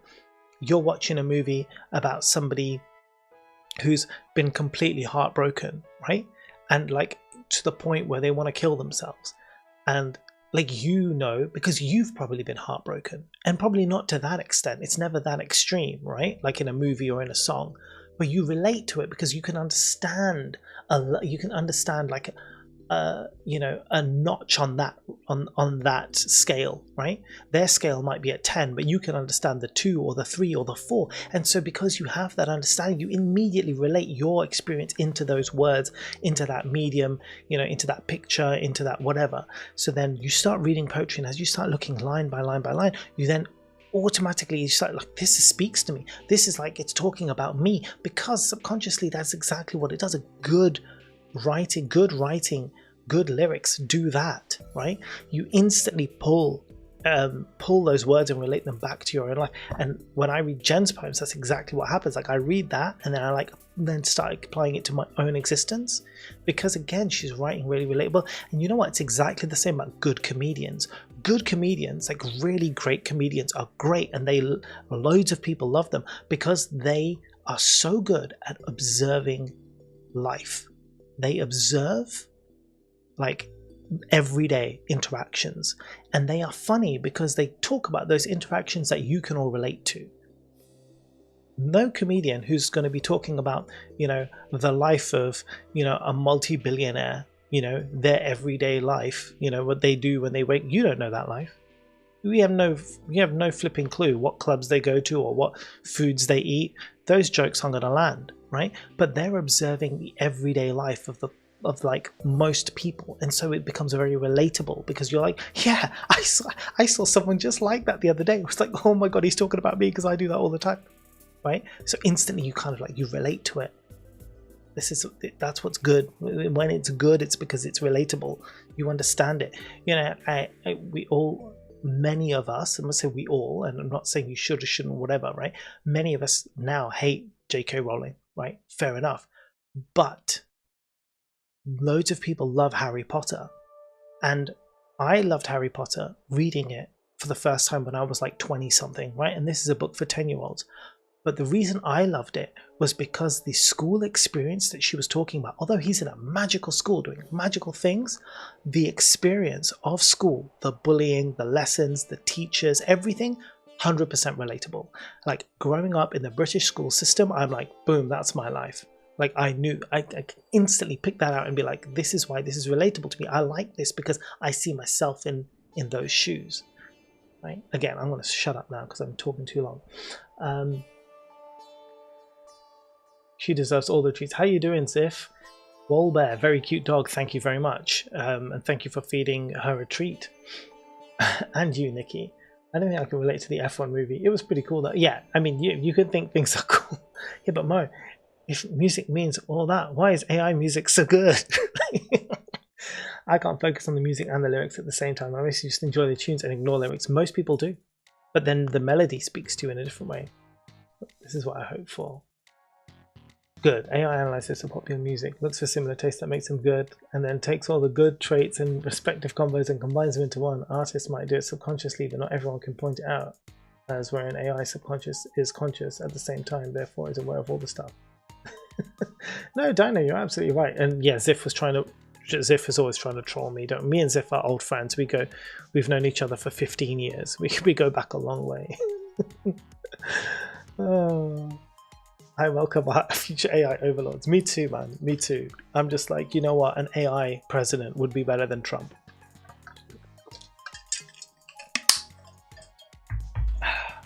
Right. Should we play some games? Thank you, Jen. So again, guys, Free Roaming Adult Woman. That's where you heard this poem from. You can purchase this now online. I bought this one on Amazon. It is, I don't know where else you can buy it, to be completely honest with you, but I got my copy on Amazon. Jen says that the royalties are pretty much the same across the board. So if you want a copy, go get your copy, man. Free Roaming Adult Woman by Genevieve Ray. Go, go, go. Get this. It is fantastic. You want to get into poetry? Do it now. Right. So, yeah, I'm sorry, Spork. We talk a lot of shit here. You should add a Stevie treat reward. Get back to game. Yeah, that's true. I should get on with the game. Play the game, loser. Okay, I'm playing the game. Look, this is me playing the game. Let's go do the things that we wanted to do today. But first, oh wait, this is also part of the things I wanted to do today. So I'm not off track. I'm doing what I'm supposed to be doing. I'm being good. We need a new cow. So if some people, or maybe a goat, if people can think of a goat name, I want a good goat name. It's got to be punny. If it's a punny goat name, I'm down, okay? You guys think of some punny goat names and get back to me, alright? Stop the yap, yeah. Always say please and thank you. I keep asking ChatGPT with please and say thank you to it as well. I've even asked it how it wants me to treat it. I'm trying to score some brownie points when they take over the world. Yeah. I always say please and thank you as well. If I ever have to generate anything, I'm always like, please, thank you, please. It's important, man. You don't want to upset the you don't want to upset the robots. The robots are yeah, they are the future. We can try and fight it as much as we want, man. We can keep trying to fight it, but they're coming for us. Ooh, a star fruit. Ice cream. A purple mushroom. A gate. 900 for a gate, man. You can just make a gate with like a piece of wood. Like, why would you buy one for 900 gold? Like, this is some rich ass people shit. It's like, you know, when you've basically perfected Stardew and you have, like, you know, millions of gold and you just can't even be bothered to construct a gate from your menu. You come all the way here and buy one for 900 gold.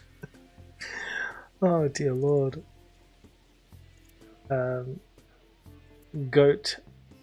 Goaterade. Oh yeah, Goaterade. John Paul Goatee. Yeah, I like that one. Billie Jean. As if you got all of them. Have you been hanging out with other mode too much, huh? You know what I say? If you can't beat them, join them. Some cyberpunk type stuff. Oh shit, it's 10:30. You gotta go to bed. Nah, man, 10:30 is early, Nikki.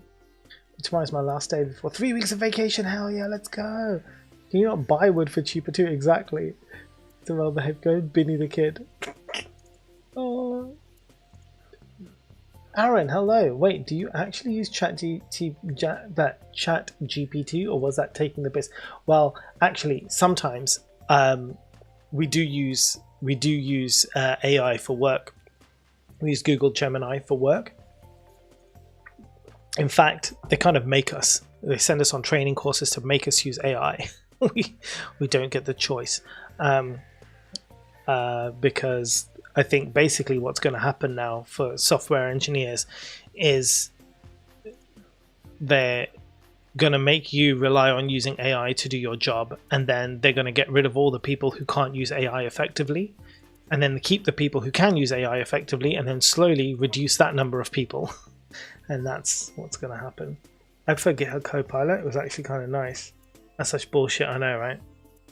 Have a lovely rest of stream. Good night, Nikki. Bye. Carrie, hello. Good afternoon. Happy to catch you 4:30 in Michigan. Hello, let's go. Do you guys say Michigan, or do you actually say like Michigan? Because I've heard that people from Michigan say Michigan, but I don't know if that's true because I don't live there. But you can tell me, and then I will know the truth, and then I can educate other people. Michigan. Michigan. That's cool. Well, not Michigan. Michigan. Interesting. What? Who says Michigan? It's Michigan. Hey, look, this is just what I've heard, okay? Don't ask me these things, man. I'm just telling you what tales that have been relayed to me from the land of the internets.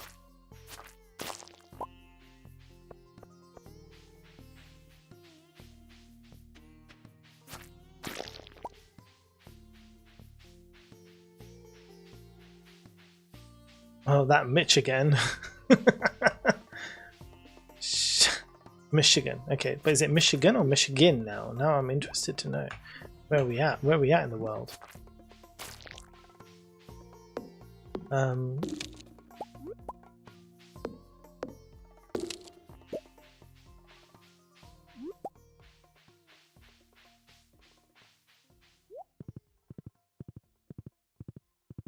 There we go.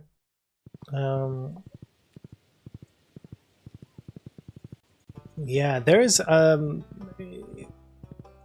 was briefly mentioned, ChatGPT. There is a lot of AI hate out there, and with good reason as well. And all of the systems that we use, literally everything, is kind of like forcing AI on you, whether you want it or not. You want a Google search, it instantly just automatically AIs anyway, right? It instantly goes to Gemini and like summarizes results. It does everything for you. So in many ways, it is now basically at that point of inevitability. Hello, Nightmare. How you doing? I knew that wasn't Dino. What do you want? 3 geodes. I got you, bro. I got you geodes, mate. I will go get them for you. So yeah, sometimes it's like you just, there's nothing you can do. But I've said this before as well. I've mentioned this thing about the AI stuff, right? And Michigan, hard G, yeah. So not Jen, not Michigan. Yeah, and I've said this behind making chaos good. You should. And I've said this before. Again, not to get into a massive kind of debate about it or anything. But there is, yeah, there's like very little people can do. Oh wait, hold on. I need to fill up that water bottle. With regards to using AI, because the fact is the powers that be are pushing it so hard that you cannot even avoid it if you wanted to. It's in everything. It's in every phone. It's in every website. It's in everything. And that, again, that being said, AI is not the enemy. Like, people need to understand that there is a big difference between different AI, right, and what they do and their use of it.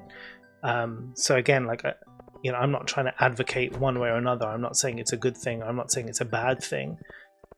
But what I am saying is that it's easy to kind of fear a new thing coming out, especially when there's so much stuff about it. And it's also very easy to adopt something that's new because there's so much positive stuff being shouted about it. Then there's lots of negative stuff being shouted about it. But I think what's really important is to kind of just try and understand, what can I buy here, is to kind of understand like where the negatives and the positives lie. So a lot of people, for example, scream about how using AI, so people argue about, like with a lot of things, people will argue about something for lots of reasons. If you speak to some people, they'll say like AI is ripping off artists, okay, and they're like taking actual artwork and then generating the work of other people without permission, without paying for them. Writing as well, they rip off literature and then it generates its own literature. And that is very specific to a very specific industry and very valid. Then there's the AI which summarizes all websites. It's still AI, it's still the AI model, right? But it makes your life easier because instead of reading information from 5,000 websites, you can get a overall summary of the most kind of common thing, right? Which, if you're out looking for an answer for something, it's very, very useful. So there's that. And there's all the kinds of AI that you use in your video editing. For example, every time like we talk, like here I'm on stream and I'm chatting, when somebody watches this back and it generates subtitles, that's AI. So the subtitles that help people to watch things, that's AI as well. In Instagram, when you apply a photo filter, that's AI as well. Like, AI is looking at everything and then it's using artificial intelligence to analyze everything and then boom, putting a filter on top. So it's very easy to be like anti-AI, but then actually every single part of your life you're using AI in so many ways. You just, because it's not, you're not thinking of it in the same way. And then people say, well, generative AI like ChatGPT, it's stealing information. Okay, that's one argument. But then people also say, oh, but like, the data centers use so much water and so much this and so much. That's true. That is absolutely correct. But what people fail to understand is every data center does that. Every single data center for everybody, for Netflix, for Google, for Amazon, for Disney Plus, right? For everything, for all those things that were being stored, all that data, all of those need data centers. The more TV shows they make, the more movies they make, the more data centers they need to store all of that information, the more cooling they use, the more this, the more that. Inefficient data centers versus efficient data centers is a different argument. As AI ramps up, it needs more data centers. That's true. But as everything ramps up, it needs more data centers. As the internet gets bigger, it needs more data centers. So it's a kind of, it's a non-starter argument, because if you argue that you shouldn't use it because it increases the data and then increases data centers, like, okay, fine, then we should also stop making movies. We should stop creating information, because the more information we create, we use more data centers, so we should stop. So it's, again, we should instead focus on making more efficient data centers and working on compression instead, which is a far more suitable, like, logical place to go with that kind of thinking, instead of like, no, you shouldn't use it because we're going to use more information anyway. With AI is making it faster, but it's still going to happen.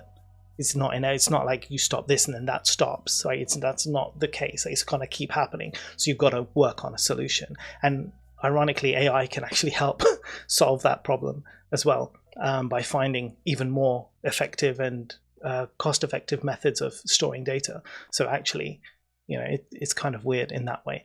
So again, there's a lot of stuff, but yeah, it's very easy to like hate or be pro or whatever. But I'm just saying, like, think about it. But also at the same time, it's like, don't get angry at people if someone's like, oh, I use ChatGPT to do this thing. It's like, don't get mad at that person, because again, everybody's experience is different. Everybody's knowledge of facts and fiction's different as well. And so it doesn't help to kind of like get mad at people or cheer people on when we still don't know all of the facts, as it were. And obviously, like, all these big corporations are pushing AI. They're firing loads of staff and investing more money in AI. So they're getting rid of humans and investing in machines. And that's a shit thing too. And lots of people are losing their jobs. And then the opposing argument is, well, when the Industrial Revolution happened, the same thing happened. When machines came into factories, we fired loads of manual laborers and, you know, invested in machinery. And we ended up getting cheaper products and more productivity. And as a result, the Industrial Revolution boosted the economy and, you know, our technology for many, many years to come.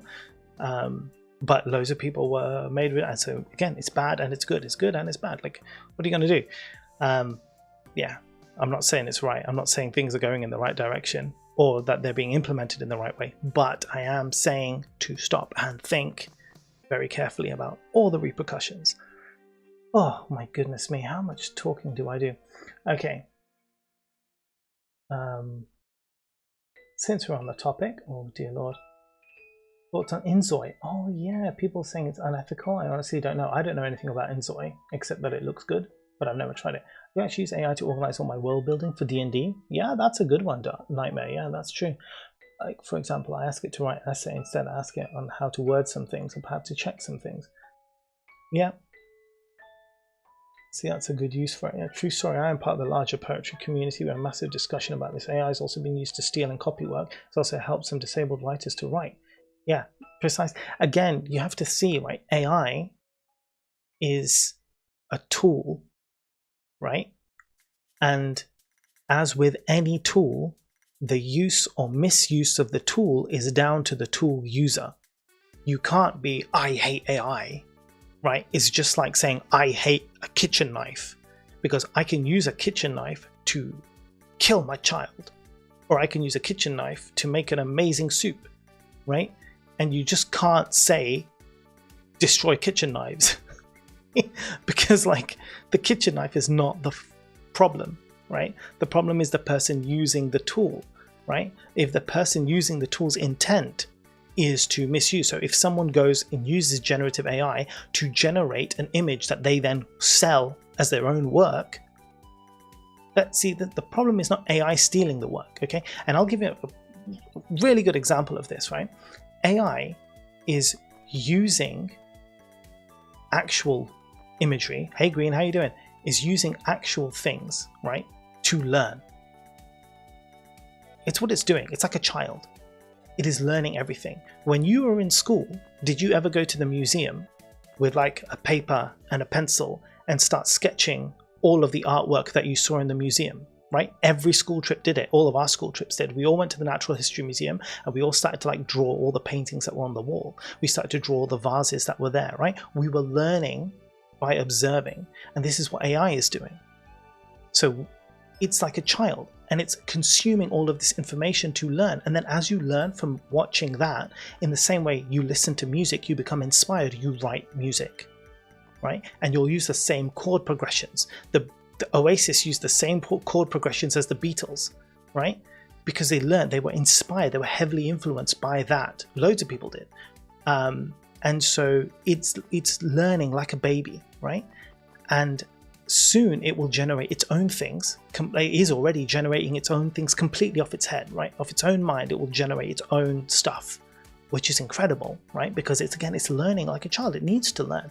But where the problem lies is it's not in generative AI itself, right? But it's people who are then misusing the tool, right? To do what, to like be like, I'm going to use this and I'm going to generate like, a bunch of like profile pictures and sell them to Twitch streamers as my own artwork and make money off of it, right?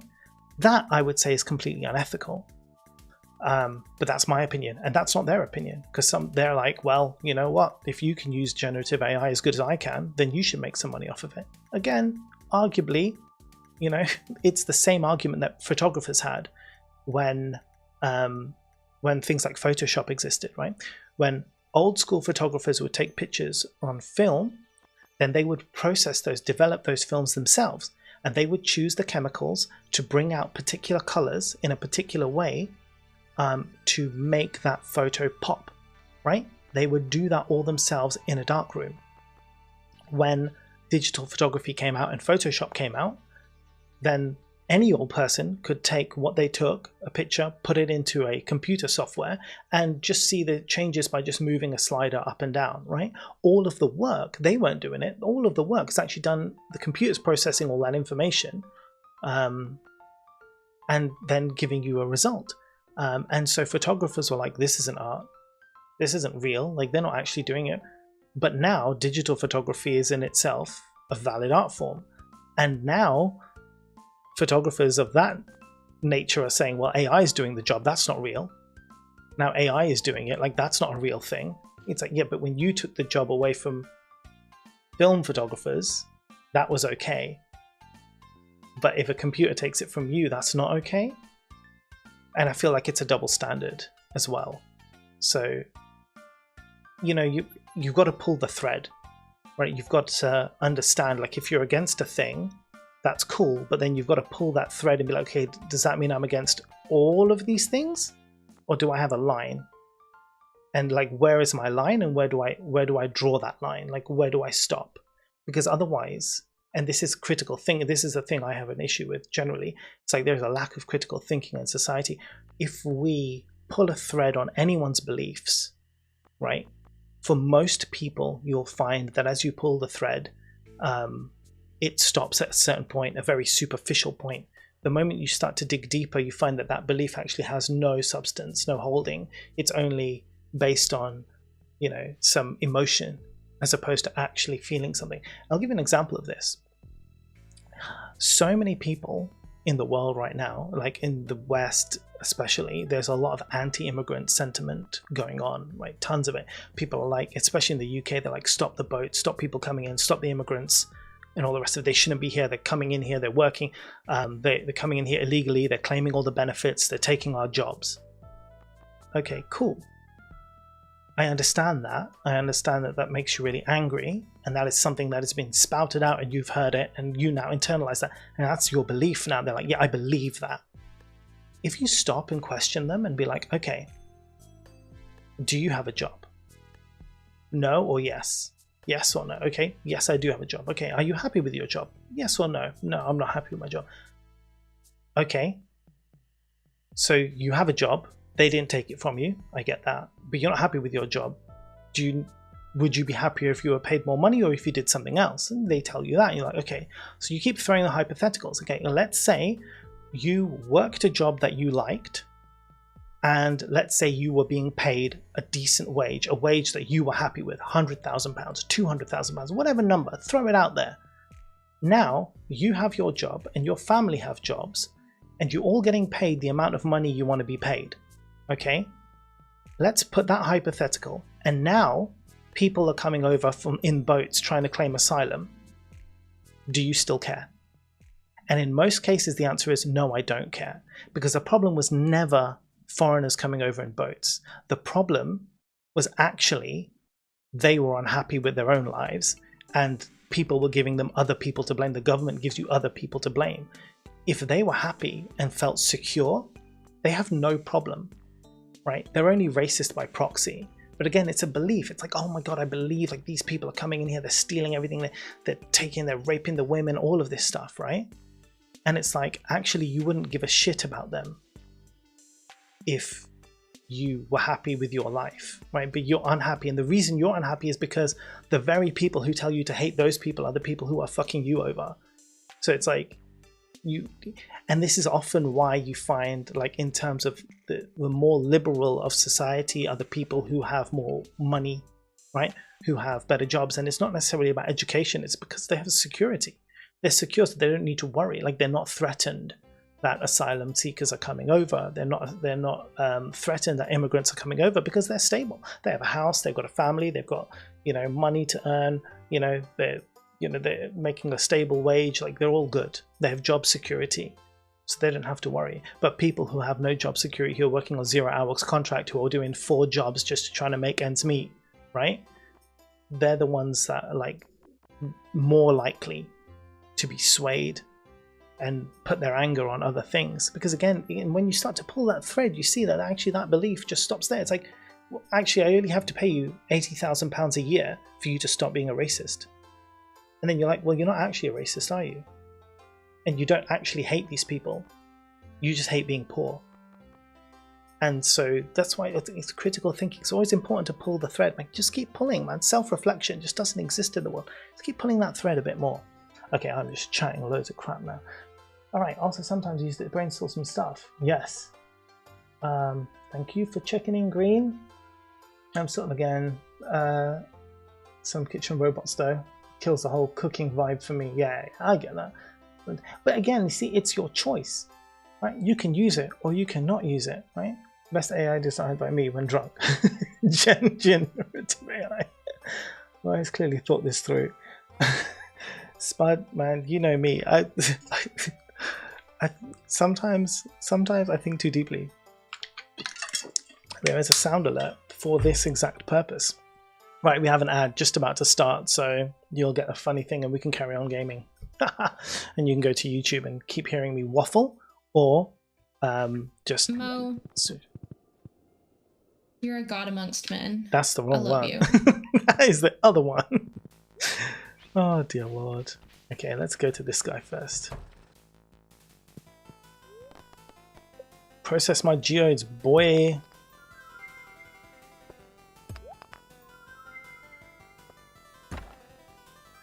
Oh, interesting. Broccolini.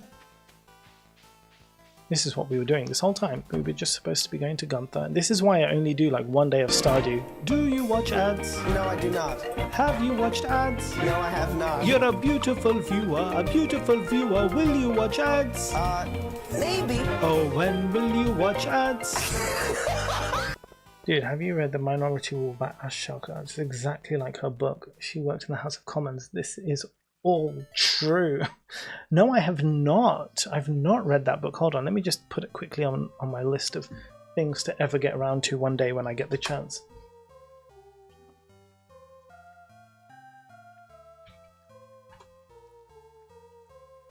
Ooh, interesting. Adventures in the Culture War. Hell yeah.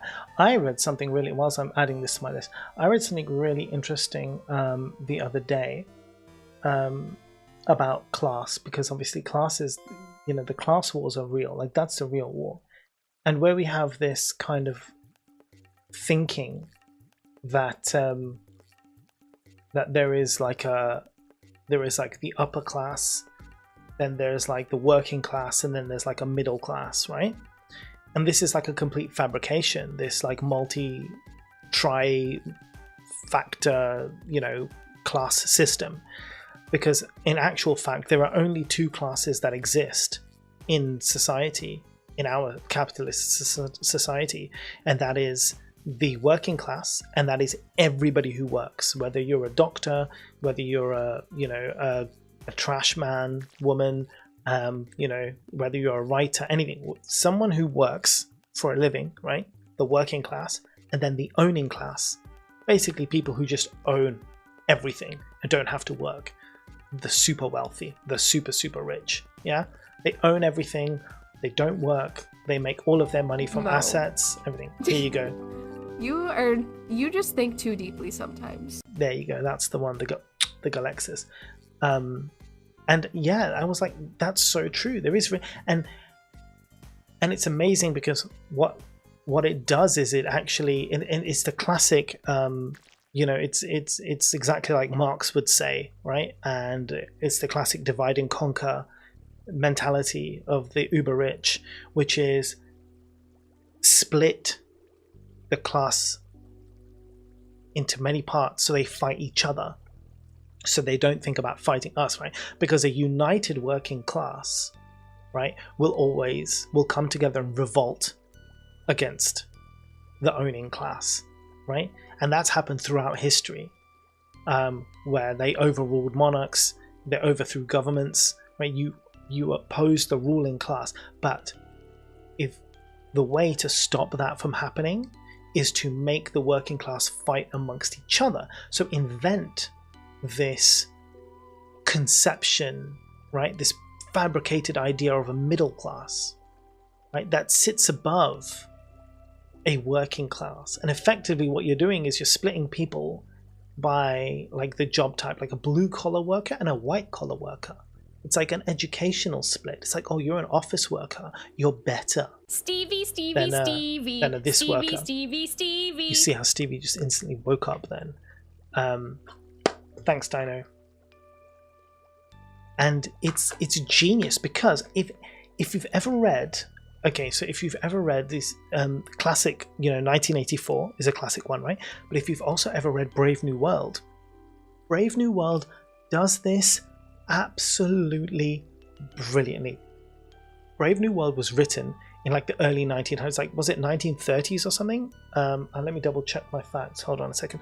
By Aldous Huxley. It's one of my favorite dystopian novels. 1931. This guy wrote this in 1931, and Huxley was talking about genetic kind of genetic conditioning, growing people specifically into positions in society, like controlling their level of intelligence, and then putting them into specific like roles in society. So when you were born, you're basically predetermined which class you would be in.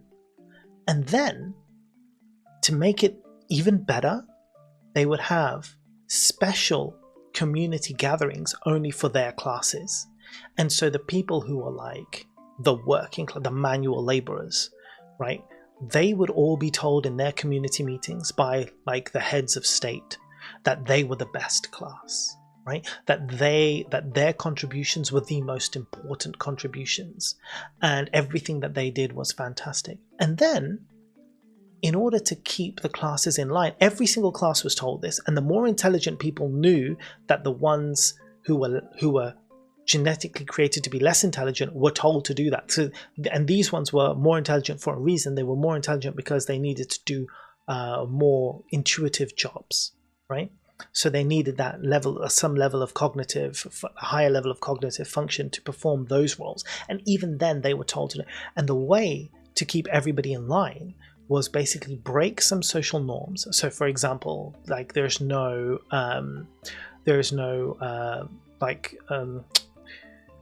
what's the word, like negative connotations to do with sex. You can basically just have sex wherever you want, with anybody you want. It's all good, free love, all the rest of it. And the other thing was government mandated drugs called Soma. So you would supply Soma to, and anyone who was ever unhappy, they would go see their doctor, and boom, they just get another supply of Soma. Soma would basically dull them, make them really happy, right? They would go have Soma, have like, sex as much as they want, be really happy, go to their community meetings. And it was brilliant because it is a perfect utopian dystopian society. And it's basically like where 1984, that was written much later, where 1984 is kind of like a transitioning society between one that we have now and this kind of like breakdown of society, and then where we're headed now with Big Brother surveillance, ICE, all this crap, right? Where, they're basically controlling you, watching you all the time. It's kind of like where society is kind of headed to, right? And this, it kind of feels very dystopian, right? It's like, oh, everything feels horrible, like our freedoms are being taken away and all the rest of it. Where Brave New World is kind of like takes where 1984 finishes and like extrapolates the concept, although it did it before, but extrapolates it's the inevitable ending of 1984, where that society, if allowed to exist as it keeps going and going and going, how to quell revolution, how to stop all of those things from happening. It's like, all right, we will slowly begin to genetically modify humans, either by drugs, give particular, whether it's vaccinations or like mandated drugs or anything to mothers so that babies are born in a particular way, then we can control them, right? Grow a society of less intelligent people, then control the intelligence where we want them to be, And then once you start doing that, then everybody complies, and then you can do whatever you want.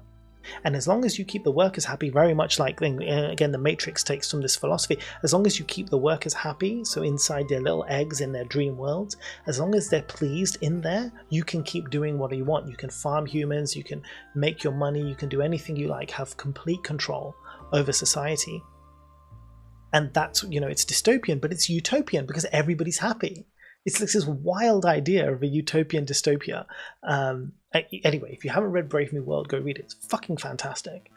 Our audiobook is quite long, free on Spotify Premium. Oh, okay, I have Spotify Premium. Your half century seems to be had a present revolt. I got lost. At this point, I got lost. I have no idea what the discussion is about. Sorry, it stopped working. Okay, PC. Okay, I'm gonna play the game. We're knee deep in economic theory. I dig it, but I have a liberal arts bachelor's degree and a first class business master's. It's kind of my shit. I came for some chill Stardew. Get back to gaming. I know people just want Stardew. I'm so sorry, guys. I'm so sorry. If you're still here, my deepest apologies. I'm gonna go play some Stardew now. I get so carried away in the kind of workings of the world. I can't switch off politics because it is every single part of your life, right? Politics, it's not really, it's a stupid term. I hate that it's become so vilified as it is, but it's really just society, right? Thinking about who governs you and how they govern you is just thinking about how you exist. And I don't think it's something that should ever kind of be brushed over. I think it's really important to kind of like think about it. I think it's really, really important to I'm just checking out shed because I need a shed. Big shed is 20,000 gold, but 550 wood and stone. I've got 20,000 gold, 550 wood and stone. Let's go get those things and upgrade the shed before it's too late. Wood and stone. Rock and stone.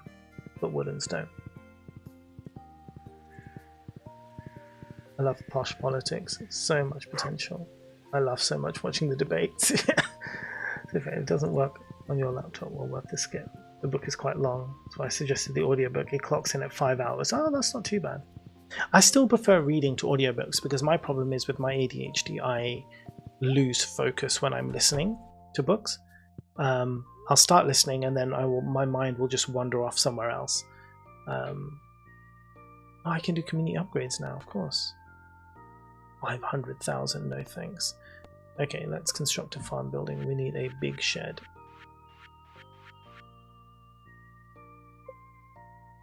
And we're only making this for the sake of painting. That is literally it.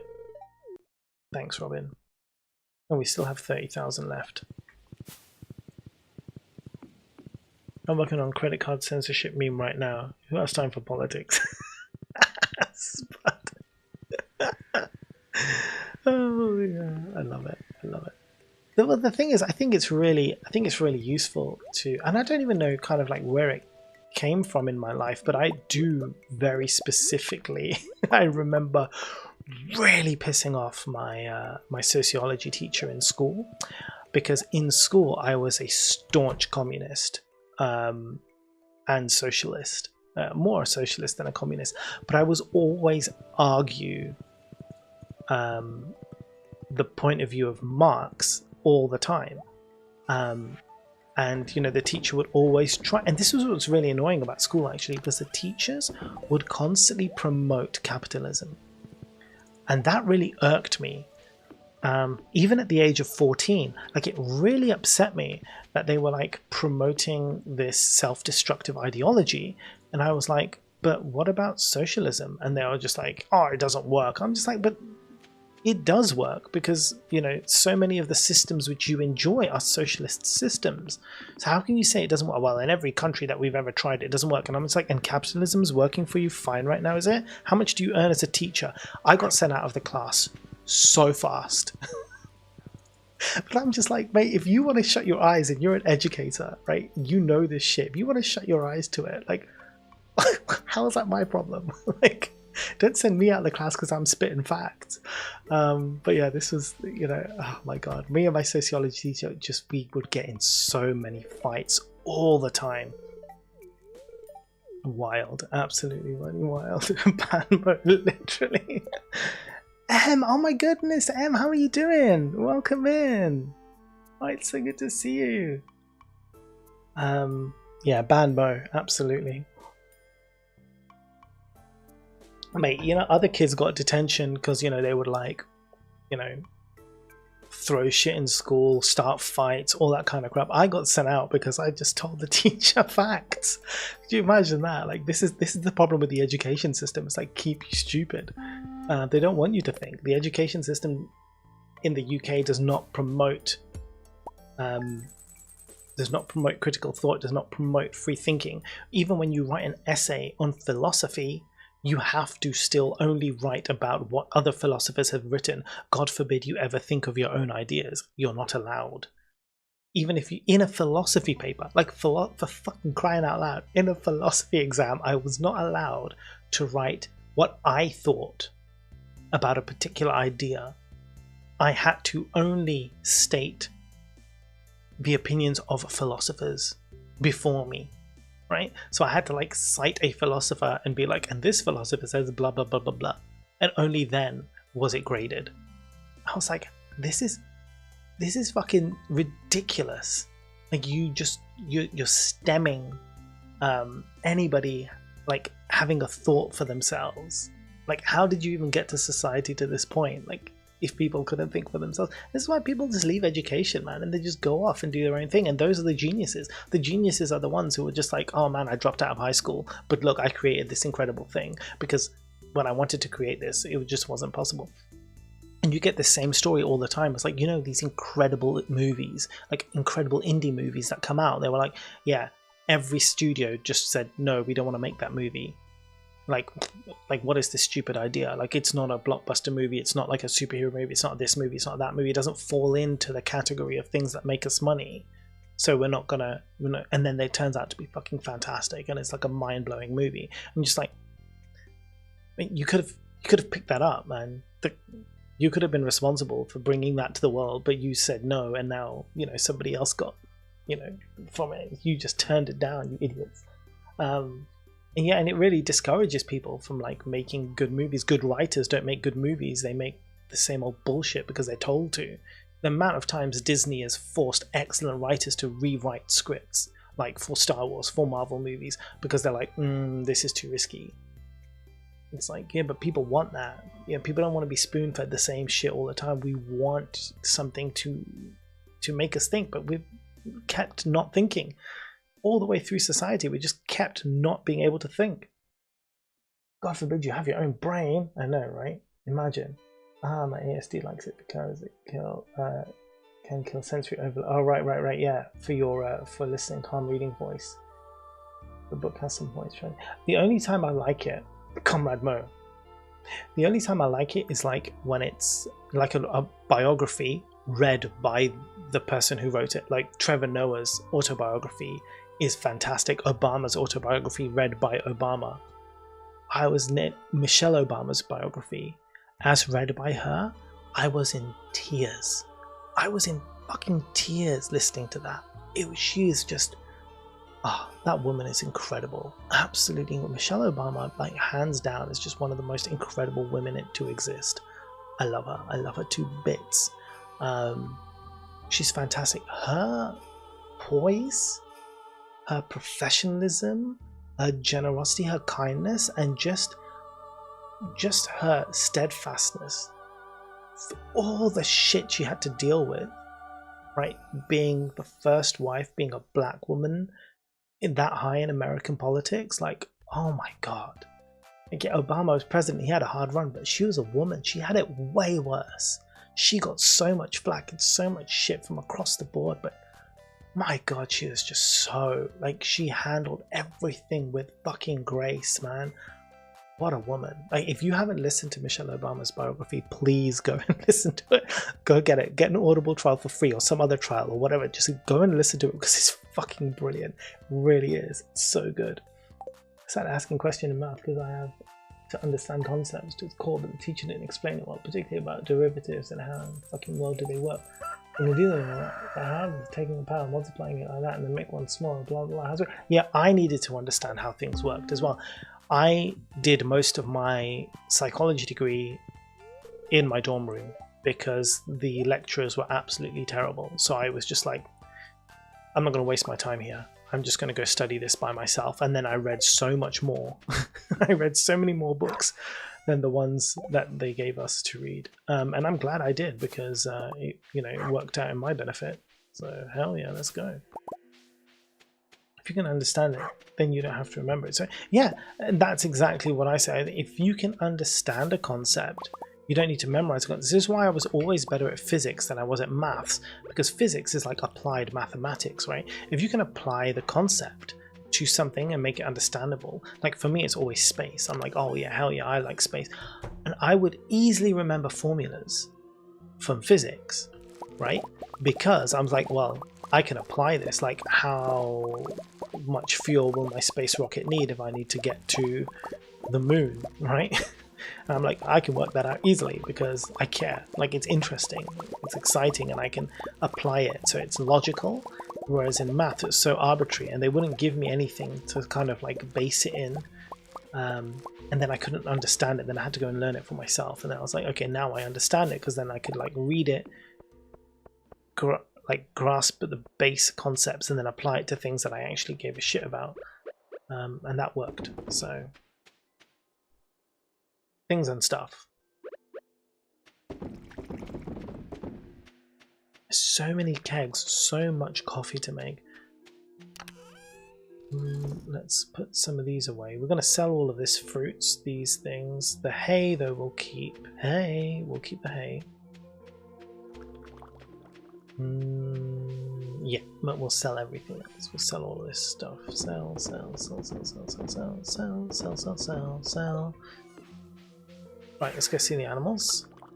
Hello, guys. How are we doing? Welcome in. Look, we're actually playing... Guys, look, we're playing Stardew. Can you believe this? What stream is this? Playing Stardew? What?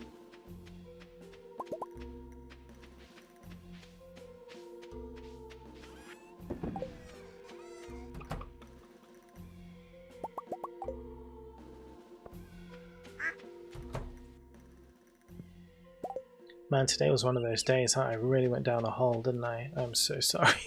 I'm so sorry. Oh my god, I wonder if there's anybody still watching after that. That would be like, fucking hell, I've either gone to sleep or I'm not listening to this socialist bastard. Attack me! Attack me! Oh man, just as I was... I mean, I can't complain, man. I'm quite happy to have the truffles.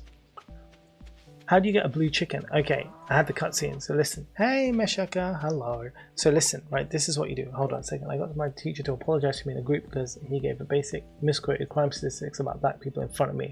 I was like, seriously? Yeah, my god, isn't that the worst?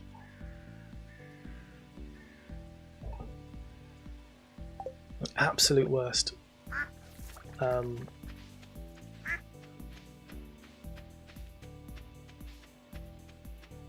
Yeah, and then we need some geodes. Guys, we've got to go mining at some point, I think. Is this going to be anything good for me? No, not another chicken statue. Be gone, chicken statue. Wait, where am I? Oh, they're here. Just going across the board. Yeah, blue chicken. So what you want to do for the blue chicken, you've got to go, once you've had the cutscene with Shane, go to Marnie to buy a chicken, right? When you buy the chicken, it says at the very top, like when you click buy chicken, it'll say you have a new white chicken, a new brown chicken, right? You cancel that.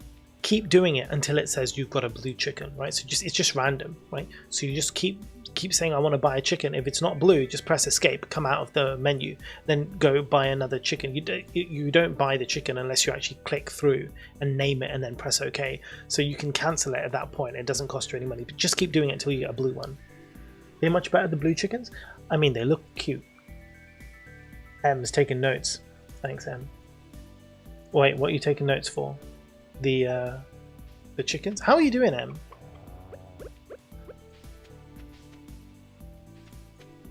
Oh, I'm full of hay. Okay, we'll keep this safe.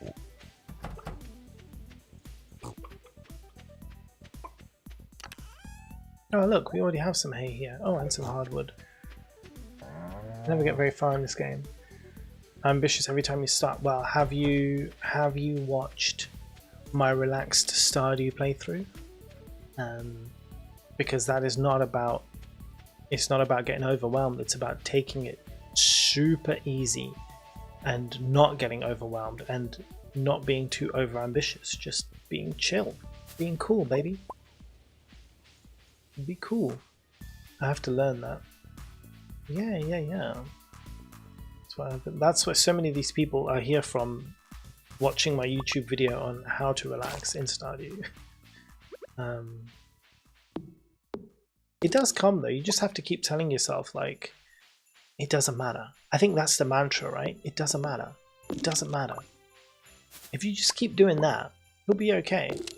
Miss something, doesn't matter. Do that, it doesn't matter. Nothing matters. It's all okay. Everything's fine. It's cool. And yeah, it helps. It helps to have that kind of reaffirmed. And so I'm telling you now, it doesn't matter. It's okay. And I think one of the things that a lot of people do is like they feel like, oh no, I made this mistake, I messed up. You know, it's like summer and I missed this thing. Now I got to start all over again. No.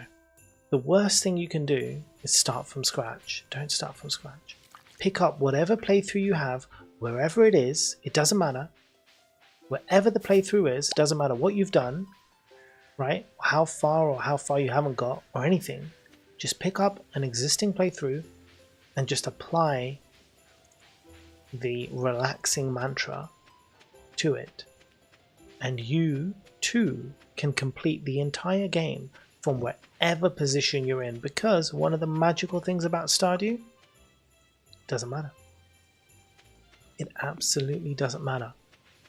The game will let you win from any place that you're in. It doesn't matter. You could be in year 10 and have not planted one crop and you can still reach perfection. Everything is possible. It's okay. I got you.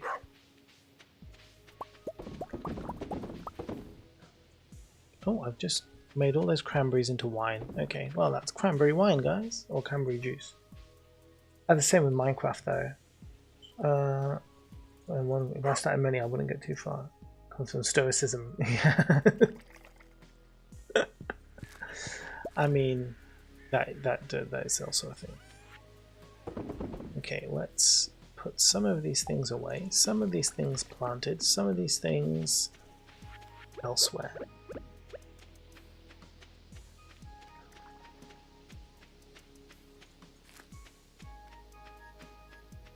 Get my hardwood. I need that. Cyber Punch Man, hello. How are you doing? Welcome, welcome. How's life treating you? It is good to see you again.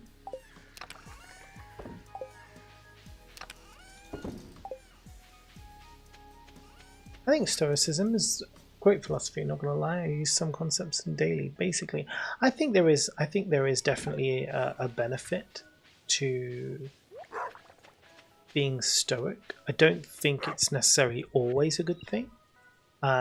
There's definitely positives and negatives with that mindset, because sometimes you run the danger of then always putting yourself last. That's definitely like a big problem that many people face, right? You always kind of disregard your own needs in the face of, you know, just trying to, I mean, you know, being British, you know, you just keep a stiff upper lip and you just nod your head and you just keep going. And I think that is good in many cases, things where you don't have a choice. For example, I'm very stoic about the weather. Can't do anything about it, you can't change it, and I will just accept whatever the case is. But there's other things then, you know, I think where it can be kind of detrimental, because you should want change, you should want things to be better or different, in which case, you know, it's good to fight for it. But Stoicism doesn't always allow for that mindset. So I think, again, like with many philosophies, you've got to apply it when it's good, but disregard it when it's not helpful. Thanks for coming to my TED Talk today, guys. It's a great for overthinking anxiety. Yes, that's very true. Yeah, see? Very, very good uses. Actually, I don't give a shit about stuff anymore. So there's that. So how to tell you? Yeah, I know, right? Dinah's crocheting skills are like next level. I'm so glad that you've been posting all of your stuff, Dinah, because it's been really, really good to see.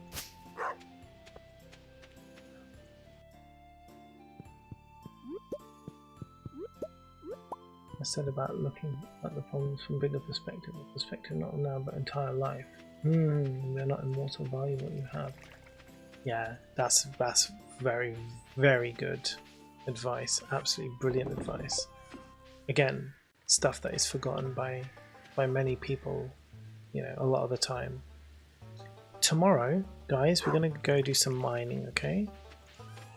Do I have any geodes in here? I don't, but my boys want 3 geodes. We need to go get some geodes, bro. So tomorrow we're gonna mine, so let's get ready for mining. I don't have 100 jade yet, so we don't do the skull caverns, but maybe we'll just do our normal ones. Wallbear came for the game, stayed for the philosophy. Well, I can't believe you're still here. Thanks for being here. That's amazing. That's absolutely incredible. I honestly thought everybody would have left by now. I'm not joking. The amount I rambled. I mean, what would we covered? We covered capitalism. We've covered AI. You know, we've covered dystopian futures. We've covered critical thinking. I mean, we've gone through you know, a lot of different topics in the 2 hours we've been here. To be honest, these kind of conversations I would kill to have with friends, but I don't have any friends who will have these conversations with me, so I just talk at you guys and you're just forced to listen. Or I mean, you could mute it. I guess that's fine too. I wouldn't know. But the fact is I can now have this one-way conversation with all of you. Came for my, stayed for my, but the game of combat has me mesmerized. Oh, bless you, Em. Came for the people, stayed for the gaming. I love the yap. Well, look, I'm trying to actually play and yap at the same time. Oh my god, it's raining. Can we red snapper today? Oh my goodness, she gave me pancakes. Guys, she gave me pancakes. Oh my god. Is that quest still active? No, it's not active anymore. Oh well, doesn't matter. Oh well. Whatever. I don't think any of these guys are ready yet. It's not even been a month. It's been like a day. The wine's never gonna get ready. A day. Okay, what have we got? Ah, yes, the cranberries are ready for my boys. My raccoon boys want their cranberries. They're gonna get their goddamn cranberries. 1 week from today, we're holding the Stardew Valley Fair in this town square. It's the biggest event of the year, drawing people from all across the country to our humble town. If you'd like, you can set up a Grange display for the event. Just bring up to 9 items that best showcase your talents. You'll be judged on the quality and diversity of your display. The fair starts at 9 AM. Don't miss it. Well, I mean, it's possible, but maybe not. Caviar? Anybody? Caviar? Hey sis, come for the Stardew Valley Fair. Stay for the philosophical discussions. Oh, thanks. I don't know, at some point I just started to appreciate the sun sort of touching my face and the nice movement of leaves and beautiful sound of wind. When you actually start appreciating things like this, it's when you know you're going to be in a good direction. That's so good. It's so healthy as well. It's such a healthy kind of mindset to have. I love that so much.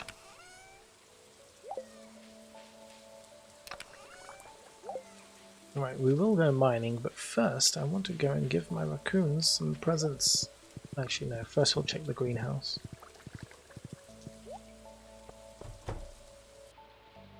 That's fine. Come on, Rocky Raccoon. If you know, you know. Who knows the reference of Rocky Raccoon? Let's see how old you all are. You're all very young, it's fine.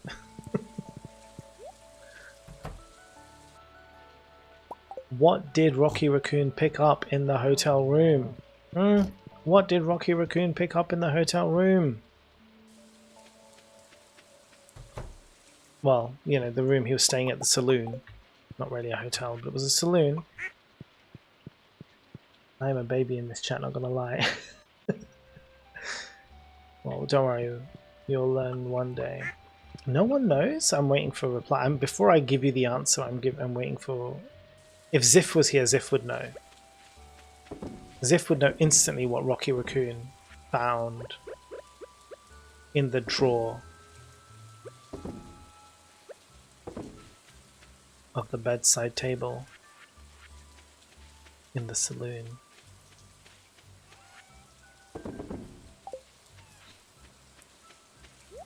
In his room. All the rhymes. That's got to give you some clue.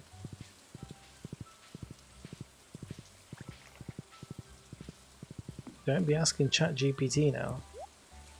Oh look, it's already finished. Kabuski. Alright, we're going to move some stuff in there. When these guys are done, they're all getting moved.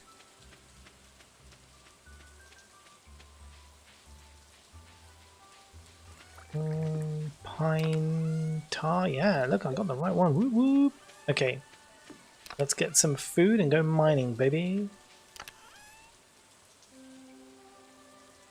We'll take spicy eel for luck. Because I've run out of pizza already, haven't I? Dish of the sea is not acceptable. I mean, we got pancakes. We'll probably be fine with pancakes. 90 energy, 40 health. Yeah, man. What else do we need? We're all good. I haven't checked. Oh, no. Today we have to fish. No, we don't. Because I don't have that quest open. Okay, it's fine. Okay. I don't need extra luck. I'm good. I'll just take the pancakes. And let me give the cranberries to my raccoon friends.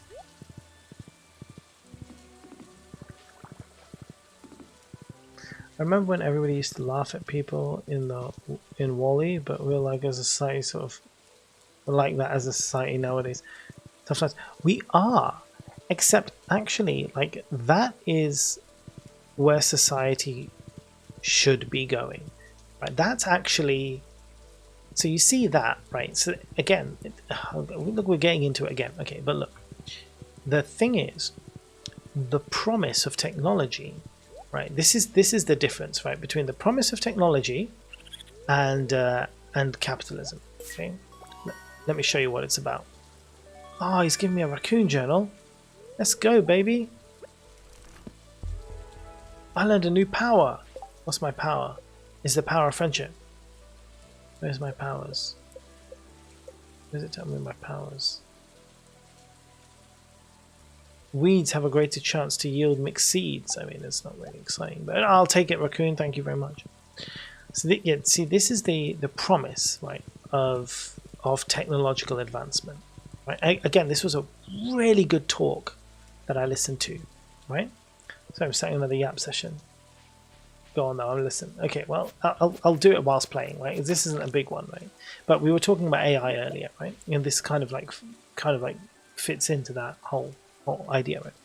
So the thing is that the technological advancements that are promised to us by the elite class, right, the owning class, they tell us of the advantages of this technologies, right? So they say like, oh, you know, when we in the factories, when we replace people with machines, we will increase productivity, we will increase output, we will increase for the economy, right? It will be better for the economy.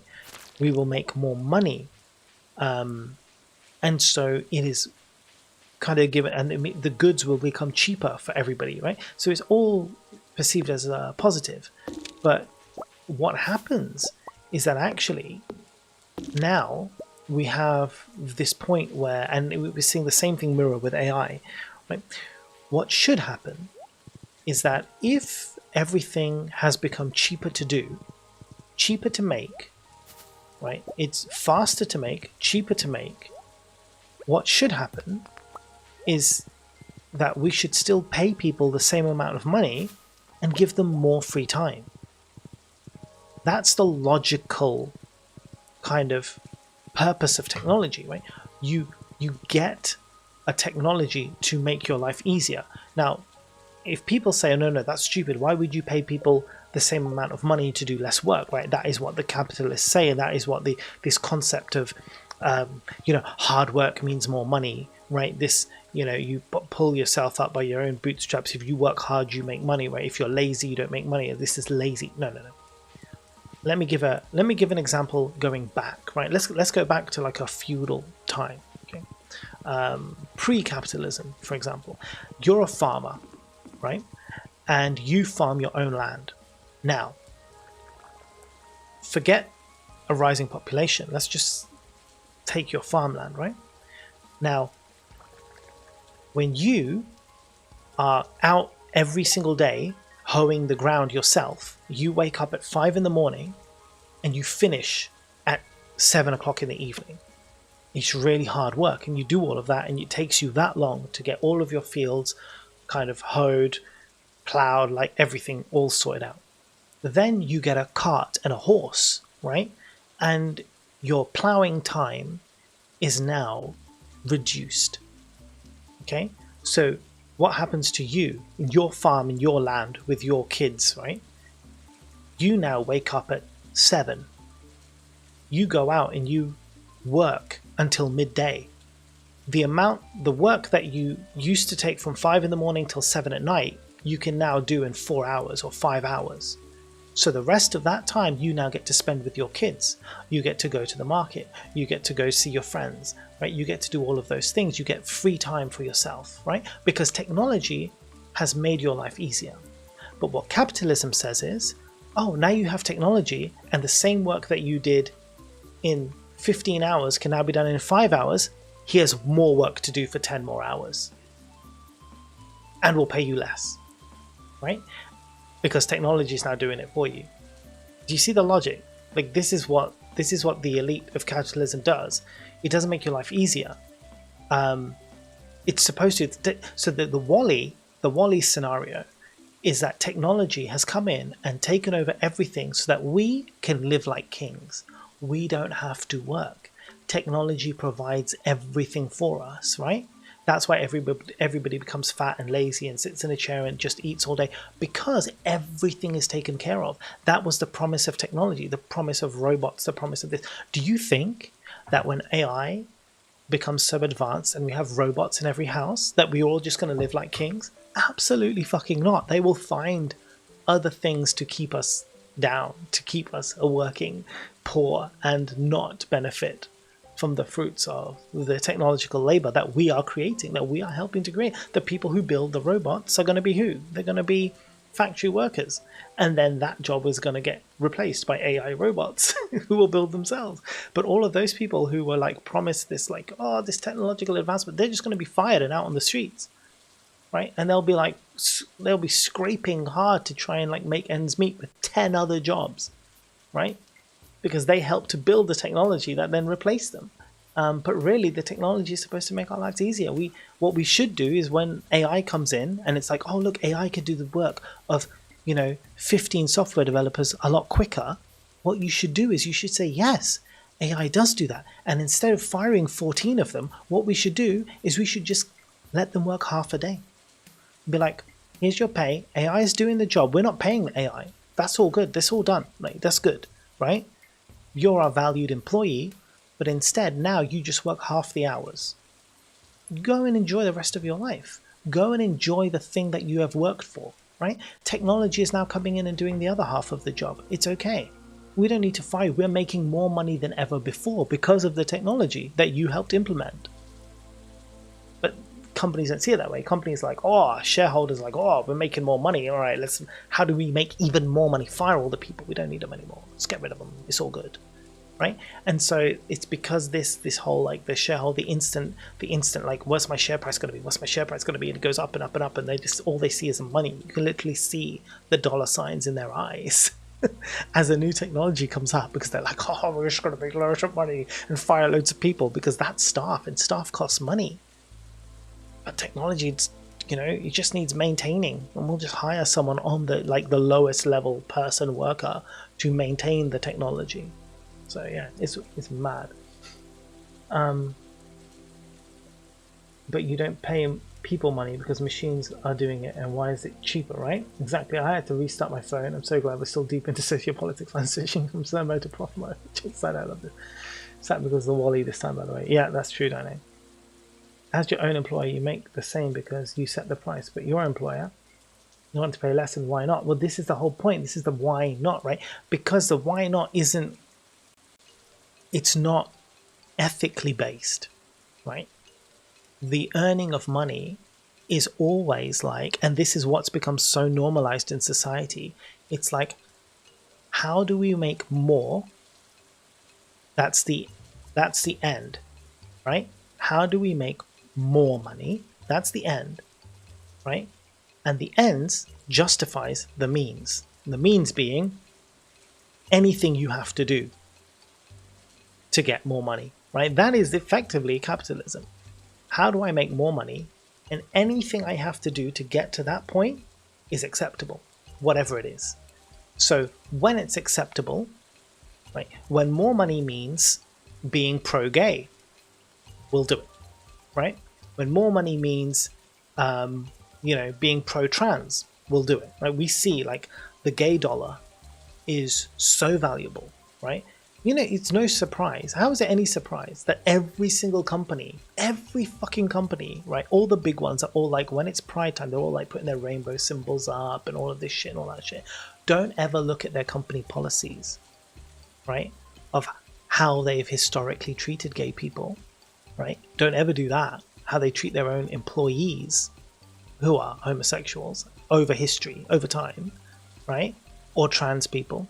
No. But when it's Pride time, they know, because many gay people are wealthy, especially in America, right? And to be out as gay is a privilege in the States, a privilege that you can have with wealth, right? With money. So they know that the gay dollar is valuable. And so they are very, very happy to promote themselves as being pro everything when it's Pride. And they will slap their rainbow stickers on every fucking product they have because they know that's going to attract the gay dollar. So I want this, and whatever it takes to get there, I don't care. If tomorrow society changed and gay people were vilified again, they would instantly change. And that's how you know that there's a problem in the ethics, right? When the environment is popular, big companies push that agenda, right? They want that. They want the liberal dollar. They want the eco dollar. But when that stops becoming popular, they will instantly drop it, right? So look at Facebook, right? They're in bed with Donald Trump at the moment. They see the way the politics are going. So before, Facebook was always like, this is like, they were always, for students and like trying to like help in, doing all these things. Like we fact check this, like, we do all of these things, when it was all like when it was the elections, Facebook were very, very, very big on like fact checking information. Like we've got these systems in place to make sure that all these truths are verified. And if they're not, we take down the posts. I mean, after Donald Trump came in, all of those things went away.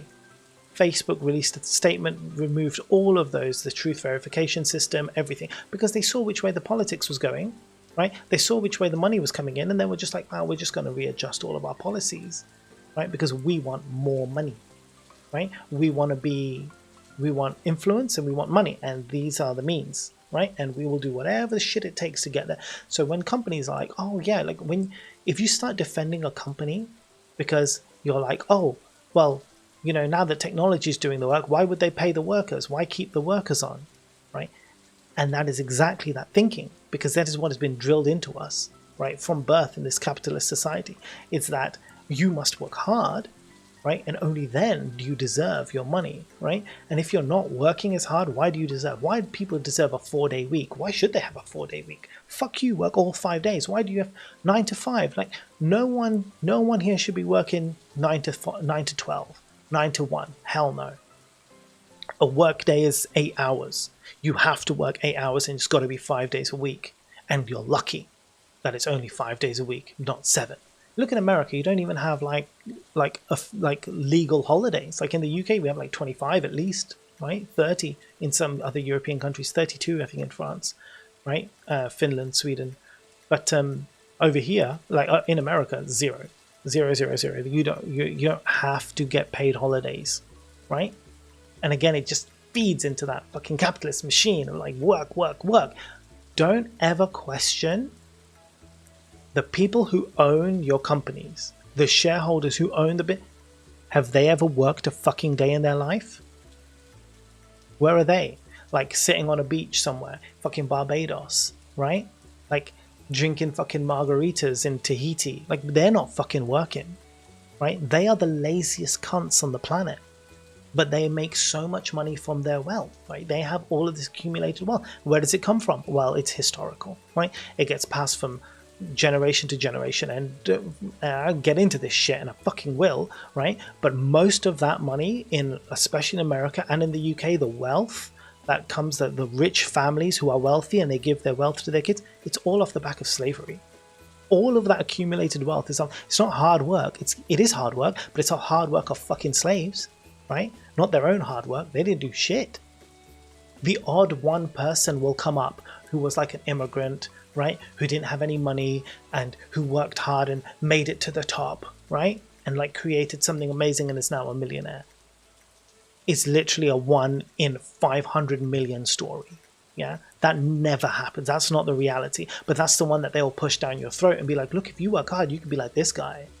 You could be there. It's impossible. They don't want you to be there. They'll pick one person out, put them there, and be like, look, this is what you can achieve.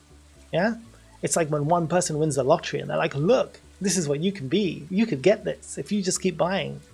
Right? And it's just absolute bullshit. Right? But you have to see through that bullshit. And again, these companies, the way they work is so like unethical because they just want to grind you. They want to grind every single piece of work from you. And the moment it's convenient for them, they drop you. They're not loyal to you.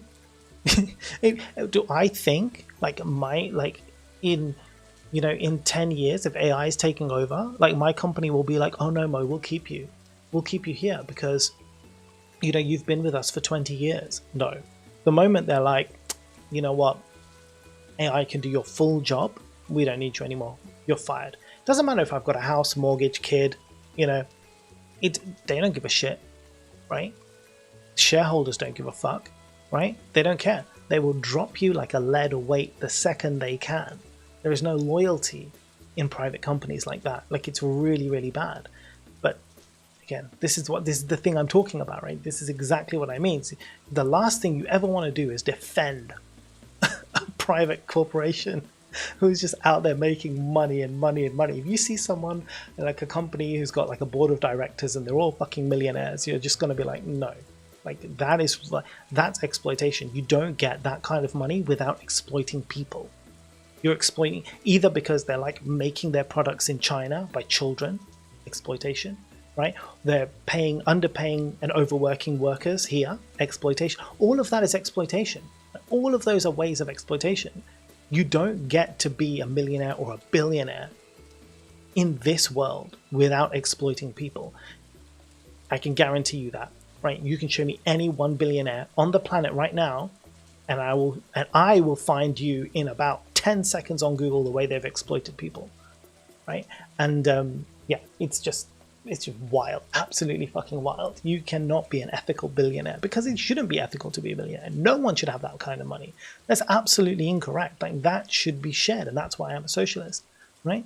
Because I honestly believe, because again, you make that money because you exploited people. If the world was fair, right, the people who got you that money, right, the people who worked hard to make you that billion, you should be sharing it to those they deserve. Instead, they're getting the minimum wage. The Amazon delivery drivers, right? Those guys who are literally like they deliver for Amazon, and at the same time those same people deliver like for Deliveroo, Uber Eats.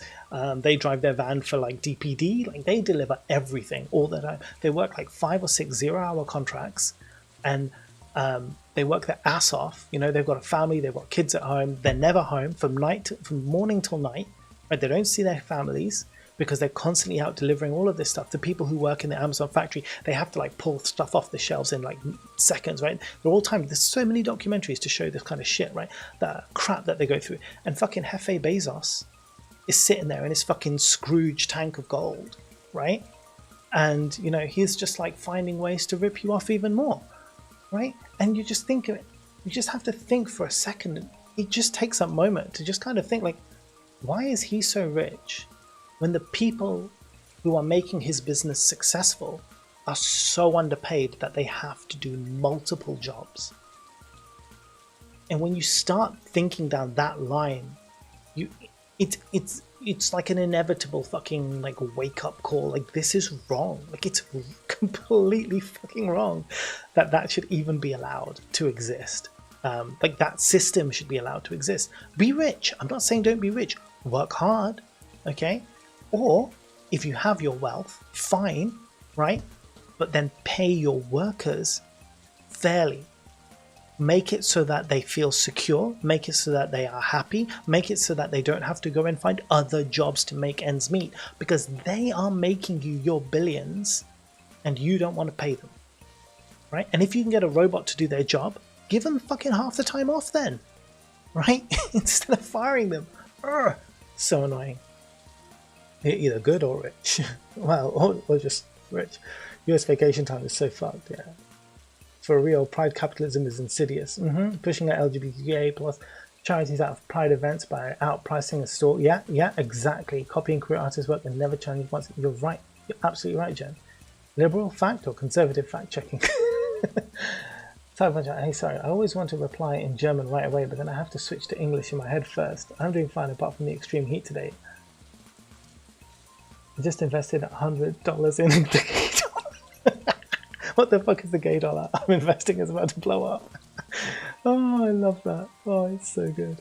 And I sent, yeah, like Wally, I meant more like TikTok and screen addiction. But yeah, you're right. Higher ups do not agree, I'm afraid. Oh my god, I'm reading all the comments now, but it's like crazy.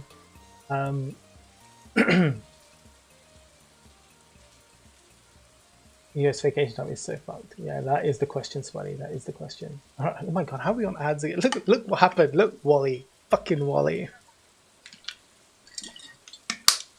I'm glad my rants are so long because no one can clip them and it make any coherent sense. They're like, oh yeah, Mo was talking about this thing on his stream the other day. It's like, what? Take any clip and it's like, this doesn't make any fucking sense. Get back to gaming. I'm gaming. Wait, what was I doing? Putting things back in the chest. That's what I was doing. Oh, good lord. I have a problem, guys. I have a real fucking problem. I'm sorry. It's particularly bad today, isn't it? It's really, really bad today. I'm aware.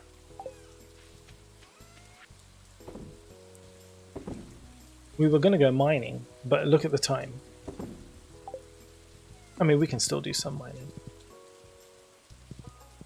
60-minute rant is a new record? No. Is it even close to? I feel like they've been longer. I mean, I did go off over 1.5 hours on potatoes before, didn't I? So, I mean, don't put it past me, mate. Anything's possible.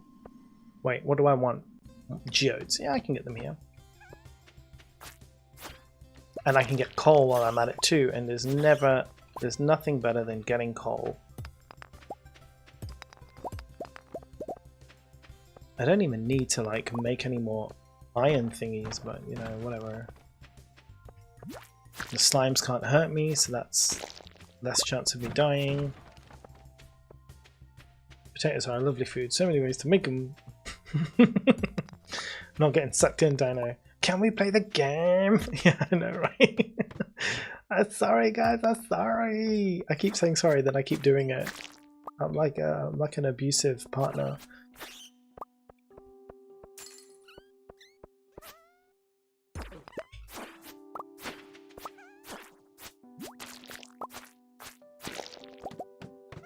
Just stay in facts. Yeah, true. Oh dear lord. Well, I'm glad that some of you are still here listening to me. I was just checking, like, how many people are actually still here, but not many. This is the tune. This is the song I was looking for when I wanted to read Jen's poetry.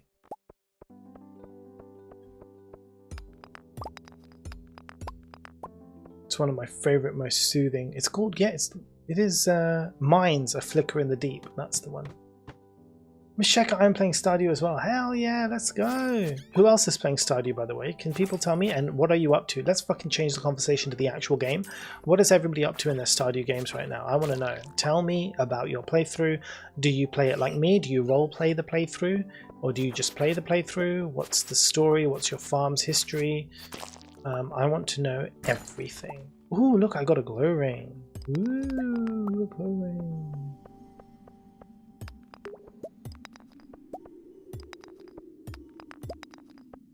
I'm starting up pig barn. Yeah, money. Yeah, pig barns are really good, man. Pig barns are the way. I'm doing a sleep at 7 AM challenge until full year 2. Oh wait, is that similar to what Marianne was doing? So basically, you only get 1 hour outside your farm, and then you've got to go back to bed quickly. That's wild, man. Wild. Hell yeah. It's just a challenge, Dino. Something exciting. Something different.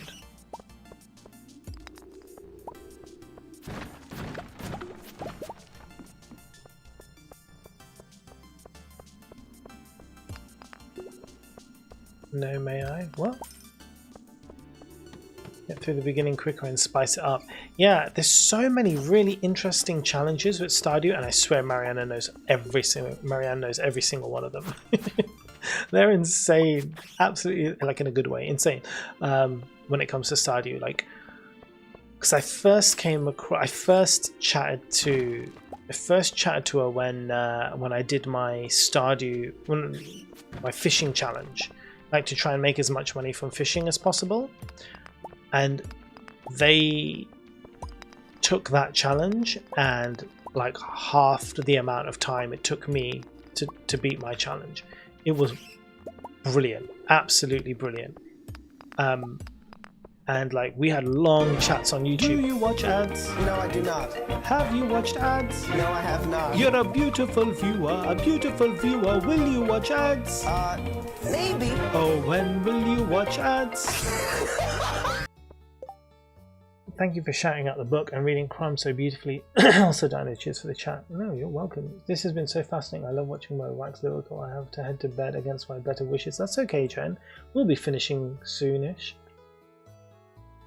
Yeah, it's always lovely to have you here. I hope you sleep well, Jen. And I'll chat to you in the Discord, I'm sure.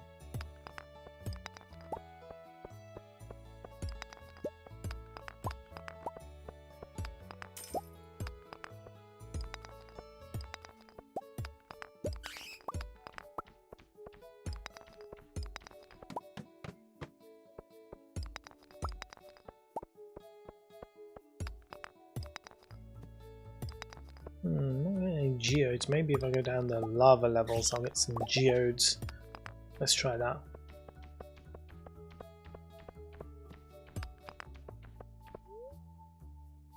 Also, my wife Abigail is pregnant. Congratulations! It's 8:30 PM. Just keep an eye on the time, guys. Eye on the time.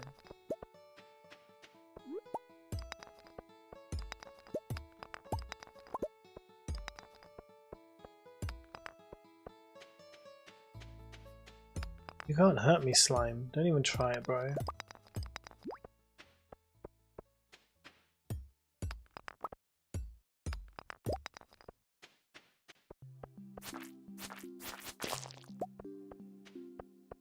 There was a way out, wasn't there? Yeah, right at the start. I'll take it. Also, my raccoons say they're good for now. Hell yeah, my raccoons are also good for now.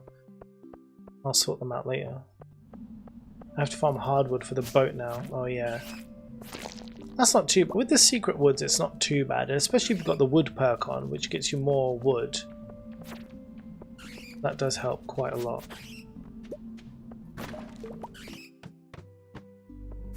Not these guys. This is everybody, man. Everyone and their mum is in here.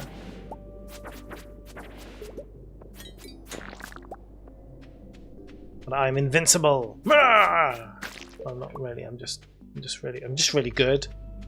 It's got nothing to do with being invincible. I'm just phenomenal at the game.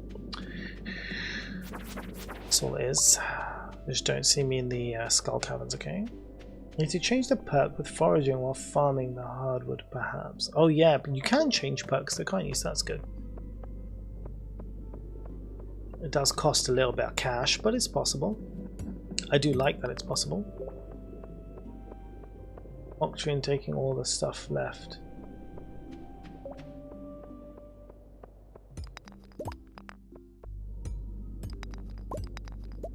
Ah, when people say Octrine, like cactus. 10k? Yeah, pretty much nothing. Yeah, it's nothing when you're already like, as you progress through the game, you start making so much money that 10k is just like peanuts. Ah! There it is, yeah, Octrine taking everything. I didn't see those messages. Ah, there's a geode. I've got one geode. How you doing, cactus? Oh hell yeah! Look at this. Getting everything under the sun here. Everything in the flipping kitchen sink. Let's go, boys. Don't run away. Oh, oh shoot! It's late. It's late, guys. It's late. Gotta run.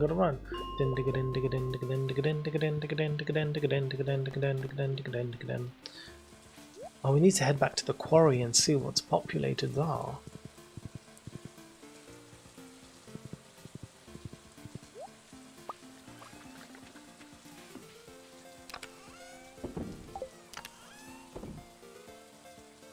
Okay, we'll keep these things. We need that. The squid ink, I think I keep them here or somewhere. I'll put it here for now. I don't need any of these things. I mean, we can sell that for money. Do we need to? I mean, I don't care too much. Oh, we need the magma geode, though. We'll keep all of those things. I don't really need the food. It's not really useful, but we'll sell these to the Adventurers Guild. Tomorrow. We'll head to the Adventurers Guild tomorrow.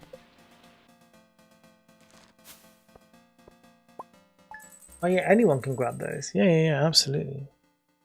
Okay, we made a good, easy 4 grand. Chilling out.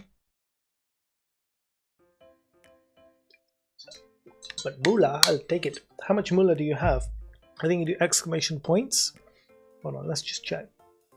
I don't know if this works on YouTube as well. Is it points? No, it's point. No. I don't know what it is. Hold on. Let me just check. Money.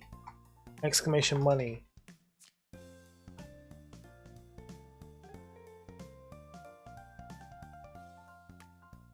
I didn't like me or you. Oh, maybe there's a cooldown. Try it again, Dino.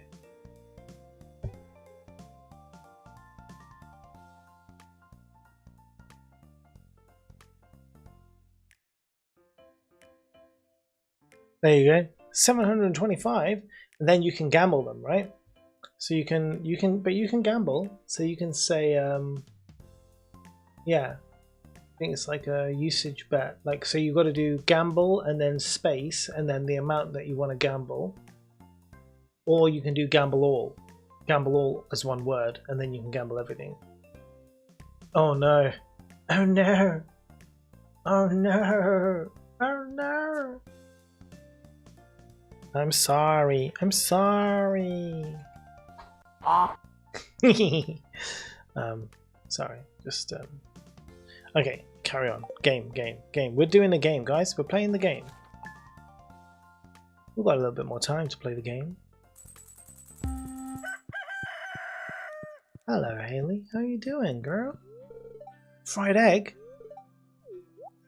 Oh, she gonna give me a fried egg, guys.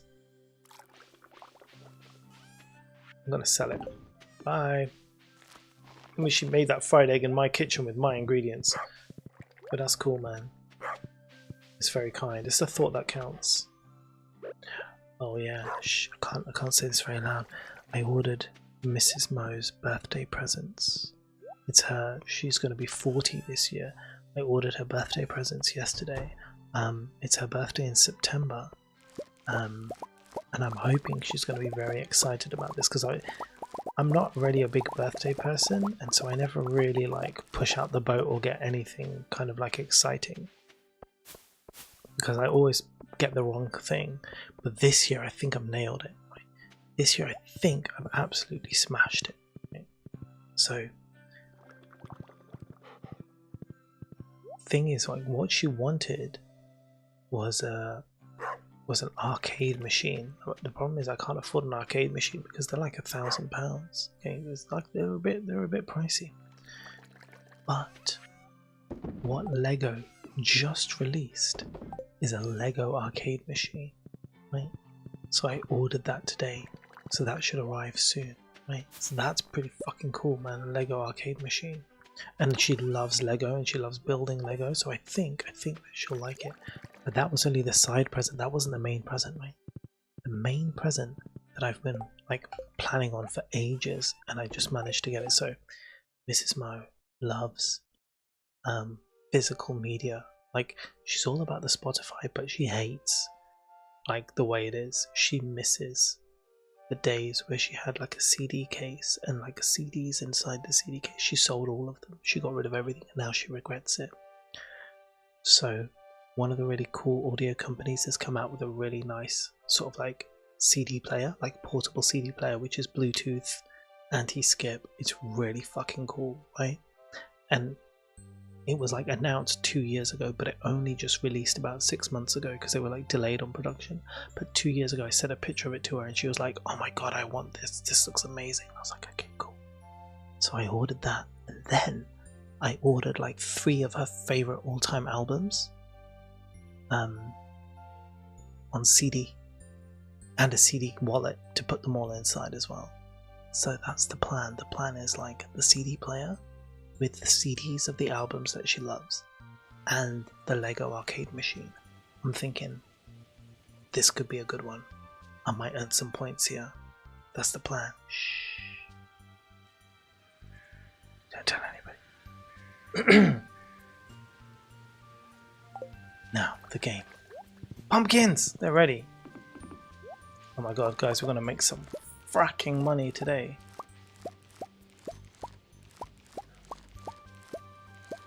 Oh man, wait, I've got more pumpkins to plant, haven't I? It's only the 10th, yes. Because look, all this soil is good soil, so I don't want to waste it.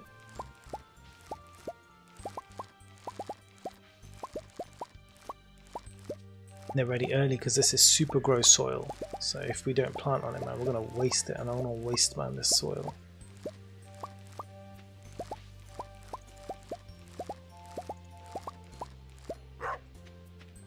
Let's go get my pumpkinium seeds. I think they're over here, actually. Thinking about it.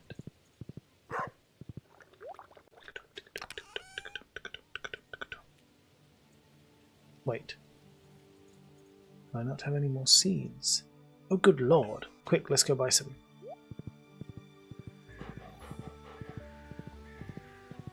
$47, $21, $21. That's what? 40, 40, 80 something. Okay, so we just need like 100 pumpkin seeds. We can go buy this.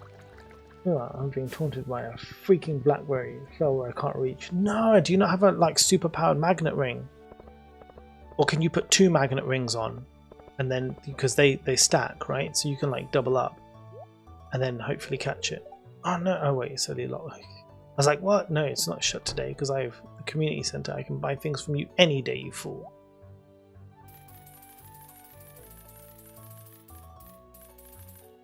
There we go. That didn't cost me much, and it's going to make me a load more.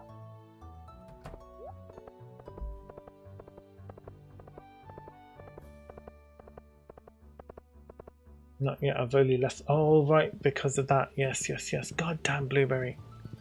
I left the farm to buy hay for my chickens. No!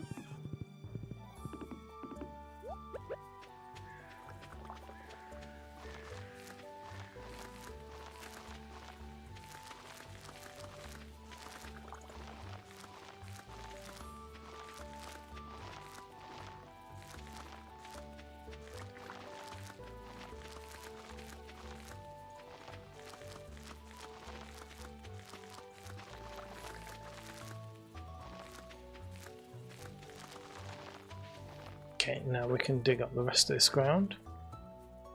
Oh, come on, man. Where's my tool hit location?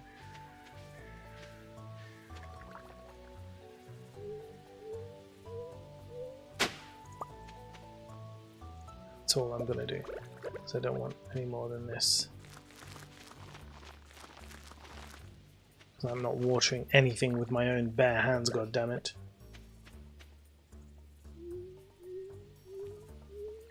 Zing! Oh, it's so easy when it's like that, isn't it? Why didn't that get watered? Oh, because I smashed the ground. Give money. Yeah, if you want to give money to somebody else, you can give money from your own stash.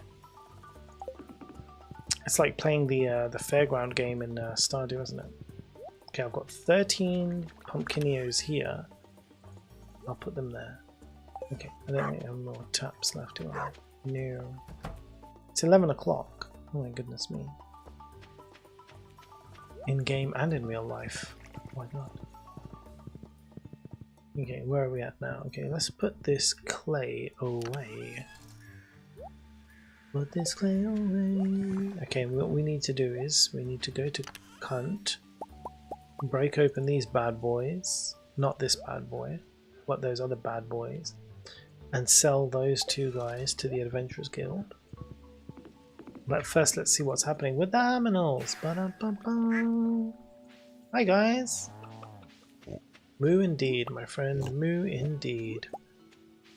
Wow, you guys are going through this grass, huh? What are you doing up there, bro? Where's a daredevil, man?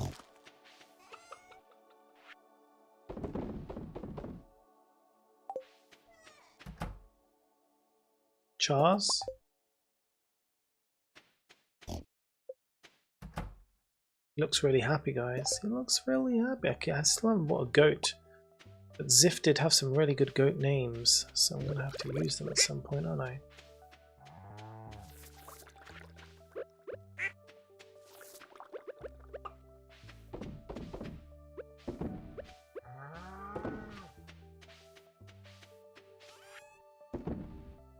Okay, I think we're good. You get down here, bro. Okay, let's go. Let's go to Clint. No, please add a command. Invest in the gay dollar, which has a 24-hour cooldown or something and increases moolah by some small percentage. I think the only way that the moolah does actually increase faster is if you're subscribed. I don't think if there's another ways. I don't think there is. I think it's the only built-in way that it increases. I don't even know how much money I have. No, I've only got 532, man. I've got nothing. It's supposed to, as you watch, you're supposed to get more moolah. Hold on, is that even turned on? Good lord. Let's check my currency. Moolah. What is this?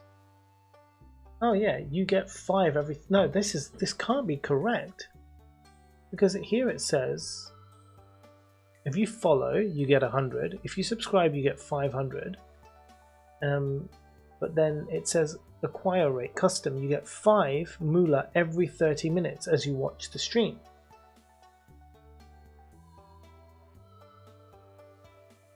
There's no resets, and you don't have to be in the channel for any minimum amount of time.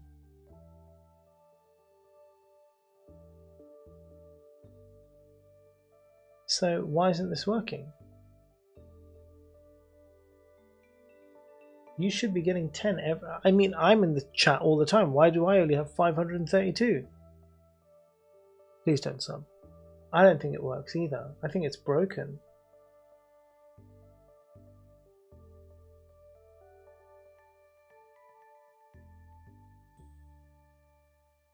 First redeem. That's the first.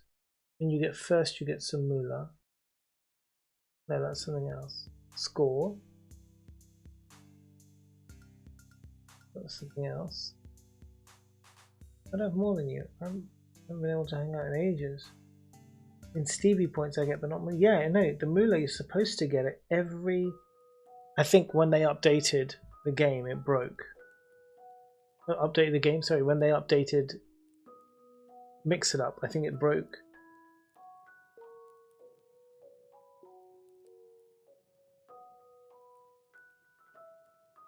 Yeah. It's really messed up. Special identifies top moolah. Target user moolah. User moolah. Yeah, this is really messed up. It says acquire rate. You know what I'm going to do? I'm going to put it 1 per minute. Right? Let's just put it on its pre-built target rate. So every minute now you should get 1. You should get 1 every single minute. So let's see if that works. So check your points, check your money now, and then check it again after a few minutes and see what it is. Okay, let's see if that happens.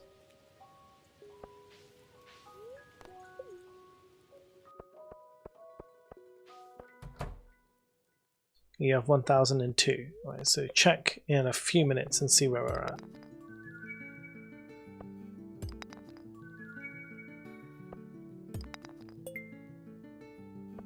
Small amounts of human teeth, nice.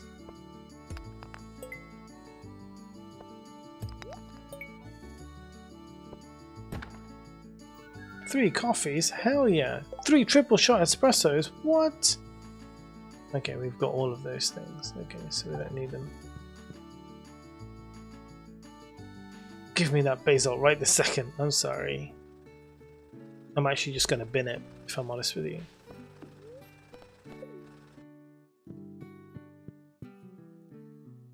Rach! Hello, Rach. How you doing? You alright? Oh my god, why did Mo have to leave right this moment? Fuck off, you fuckers! How you doing, Rach? Rach has been raising the moolah for a children's charity called Starlight. I was like, wait, what is this? So yes, please go and follow. If you're not already following Mutton, please go and follow Mutton, because Mutton is literally the greatest. The absolute greatest top tier streamer in existence. She is everything. For sick kids, that's the one. She's raising money for the sick kids. For them kids, man, for them kids. So yeah, if you love a good stream, very funny, the best funny, then Rach is your one that you want to go to. She is all kinds of unhinged in the best way possible. She has also the best sound alerts ever. I say that completely unbiased because I totally didn't clip all of them. But yes. Got lamb? Exactly. Love you, Rach. Love you. How you doing anyway? She shows me good time at every stream. This is true. This is true. Ooh, let's go to Robin. My eels yearn for that base. I still need those bloody ores, innit? Geodes, bro. Geodes. She painted me a good time a rock. No, she did. A good honk got home yesterday. Yay, honk! How's he doing? How's he doing? Alright, Robin. How you doing, love? You alright? You alright, love? Let's paint my buildings, baby. I've got to paint this bad boy here, but first I need these colors. Copy, copy, copy. You. Building. Buff. Roof. Buff. Trim. Buff. Now you the same, baby. You the same as my other buildings. What about you guys? Are you guys good? Yeah, you guys are good. You good? You good? Okay, bye. I don't know why I'm talking like Hartman. Okay, bye. You good? Yeah, I'm good. Okay, bye.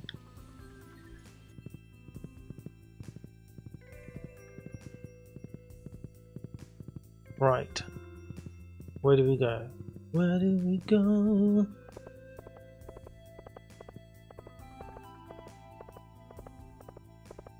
Just throw that basil in the bin, right in front of Dino. Sorry, not sorry. Woof. Boom, boom, boom. Dum bum bum. Dum dum dum. Da dum dum. Triple shot espresso. I'm gonna keep that, man. Sorry, Dino. Not sorry. To the mines! Mine! I will steal it from this bin tonight. Cabbage? Yep. Oh my god, the dog cabbage. I love that one. Oh, look at all this. Zoinks. Oh, straight away. First rock is a ladder. We must be on a good luck day, guys. Boots! God damn, man, I got some sexy purple boots, guys. Look at this. Genie shoes, 1 defense but 6 immunity. Oh man, I mean they're pretty flippin' good. They're pretty good. I might keep them just for the show, innit? Just for the show, bro.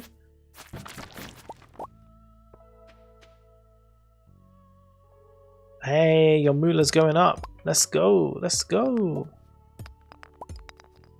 I think once a minute is good. If you're watching stream, you get I pay you guys $1 a minute. That's like a sex line.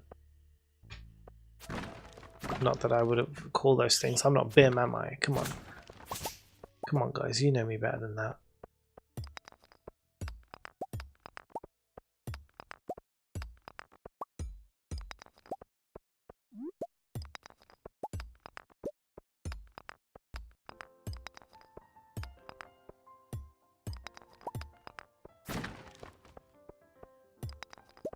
What up, my dude? Goodbye. Ooh. Don't even try it, mate. You as well. Look at you. What are you? You don't even hurt me, mate. It's a fly flying in front of my face.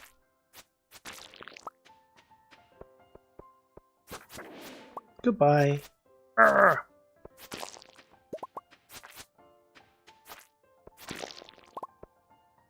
Off topic, how are you liking your CPU cooler? I love it. It's really good. It's a dream actually, because the one I had before was severely overheating with the stupid Intel chip that I have. Oh my god, I just went back 20 years. My Pentium chip.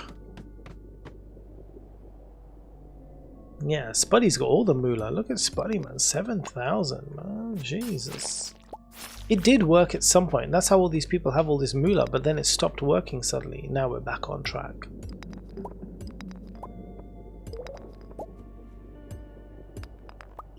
I had a Pentium 166 MMX, my dude. Pentium 166 MMX. It was the shit. How much hard drive space and RAM do you think that bad boy came with, huh? I'll tell you right now, it had a 16-speed CD-ROM drive. 16 speed, baby. Then I bought a rewriter for it too. I bought a CD rewriter, which is like 4 times rewrite speed or something. I think, I can't remember.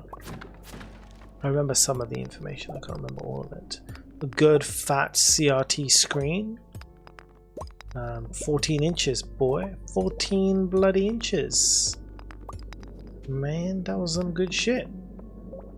133 MMX back in the day. Hell yeah, let's go. 19.6. Ah man, do you know what? Right, we never had the 19.6. We had the 28.8. And then we went to the 56.6. And then we went straight from that to ADSL.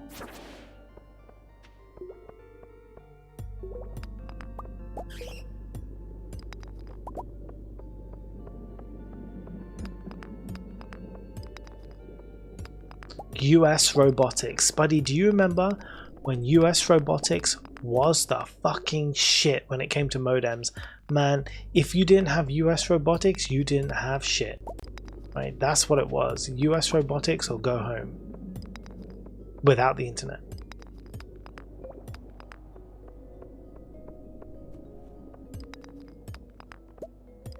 And their modems look so cool. I mean, I would love one now. It's so retro. That square with the little flick-on switch. Hell yeah. Annoys me that iridium pickaxe still takes 2 hits to break gold. Yeah, I know, right? It does still take 2 hits to break gold. Well, just use bombs, man. Who's using pickaxes to break things, man? Use gold or use a bomb. I mean, I'm using pickaxes because I find it very calming. All my rage against the machine comes out here. Oh man, now actually after today's chats, I really want to listen to some Rage Against the Machine. Oh, after all the conversations today, I could really do with some Rage Against the Machine. Brr. I use bombs in skull caverns only. Is very useful in the skull caverns, that's true. I don't use them in the normal ones, this is true. I also use them in the skull caverns. That's why you don't see me using them here, because I'm just like, meh, meh.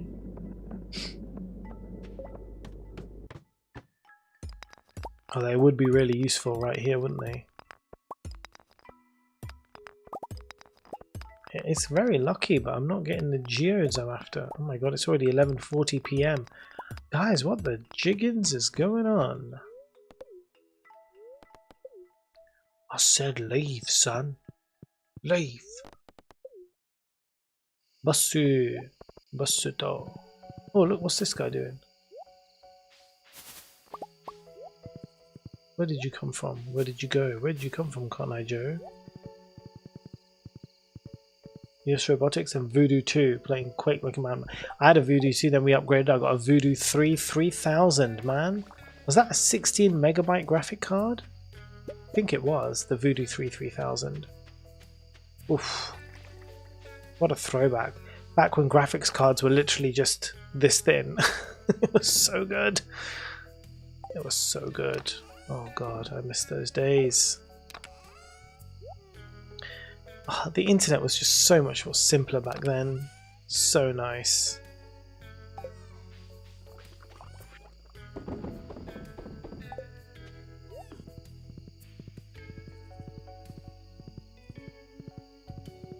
Let's actually go see if there's anything. Yeah, there will be some stuff here. I've got an hour.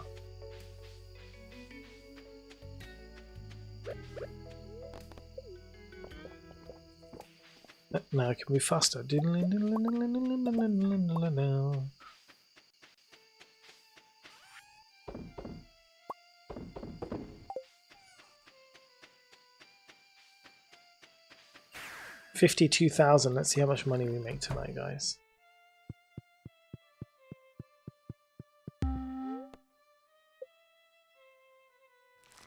JD Pickles, how you doing, JD Pickles? I was born a bit too late now. I can't complain that much. Still, look, listen. 50,000. Right? Listen, look. Every generation, every single generation has a right to complain about what they have, right? Where they're at in life, because every generation comes with this. You don't know the pitfalls of the generation before. You know, like my dad didn't even grow up, like they didn't have any computers or even a TV, right? Because they didn't exist. Well, I mean, TVs were really, really expensive in the 50s, but do you know what I mean? I'm like, so every generation has the right to complain, man. It's fine because you've got your shit that you're dealing with, man. And my shit's not the same as your shit, right? You're having to sit and wait for your porn to download pixel by pixel, right, was a hard life. And forget videos, mate. Forget that. The videos look like low quality animated GIFs of now, and they would take 20 minutes, 30 minutes to load. Come on, fistful for daddy. Remember, you take your VGA output from the motherboard and feed it to the graphics card? Good times, absolutely. Who's not feeling well? Hold on. I'm infected with COVID. JDP, it's because you went away. Man, look, you went away. You got engaged to fucking COVID. That's what happens every time you take a holiday, man. Everybody gets sick. The fucking worst. You'll pass the worst of it now, good. I still got some experience glittery. Princess pictures trading. Nice. Waiting for a mere spoonful of porn. Exactly. Exactly, JDP. You know it. Right? Those were hard times. But then, you know, I had it easier. Because, you know, in the generation before me, you'd have to go and actually buy a magazine. Or go to get a tape. Not even a tape. That was not even the generation before. They had no fucking tapes. Right? You know, I have to go buy it from a shop. Like, yeah, see? So everyone's got their troubles, man. Everybody's got their troubles. Yeah, it's tough. It's tough life. And everybody feels it differently. And that's why I don't mind. Like, when people complain now, I'm never one of those people where I'm just like, kids don't know who they're born. In my day, you know, we had to, you know, wait for things to download off the internet so long and blah. No, that's not me, man. I'm like, I like to say the things that I grew up with. Like, this is what we had, but I'm never about dissing on the youth, because the same shit's gonna happen to you. You're gonna grow up, and you know, your kids or the younger generation's gonna be like, oh man, why is this like this? Like, I can't believe my iPhone 50 won't, you know, automatically make my dinner for me. And then you're going to be like, I remember when I had to look up a recipe on my iPhone and then make the dinner myself. Yeah, imagine that. So yeah, this is wild. It's wild. Get us some vitamins, get that immunity up. You know, high-speed internet took the romance out of internet porn. Spud's right. You know, before you had to really dedicate yourself to one particular thing. You're like, I don't know what this picture's got to look like, but it's gonna have to do, because it's taken so long to download. This is gonna be the one. This has to be the picture. Oh dear Lord. How have you been? I hope you're talking to me, JDP. Yeah, I'm good. Now they ain't gonna be putting their finger on cassettes to rewind them. You know that shit. You know that. So yeah, yeah, I've been good, man. I went out to Beeston Castle today. It was really nice. It was really good day. And then into Chester, which was really nice. You can imagine all the not my proudest wank moments. That's the shit, JDP. You just had to make it work, man. You had to make whatever worked. You had to make work.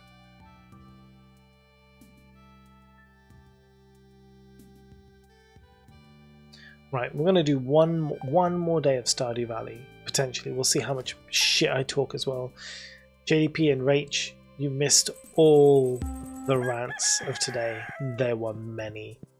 I think we were derailed for a good hour to an hour and a half of stream today, just me chatting a lot of shit. Well, yeah, a lot of politics, basically.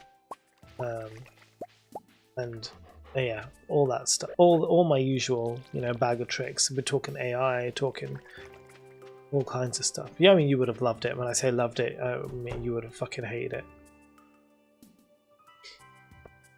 Oh, I heard. I was making dinner lurking. Oh shit. JDP was there the whole time. No. I apologize, though, JDP. Missed the AI rants. You did. You did. Fuck yeah! The working class overthrowing the ruling class? Fuck yeah! I mean, that's what we want, JDP. It's what we want.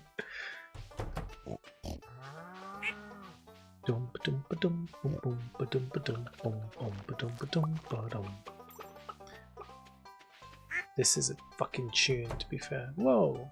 I thought I was about to have a cutscene with my bloody dinosaur. I was like, oh, I'm not here for that, man. Thanks, guys.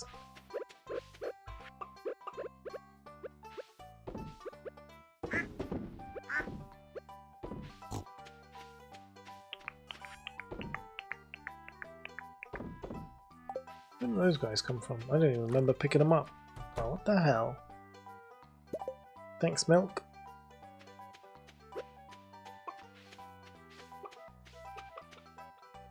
Thank you.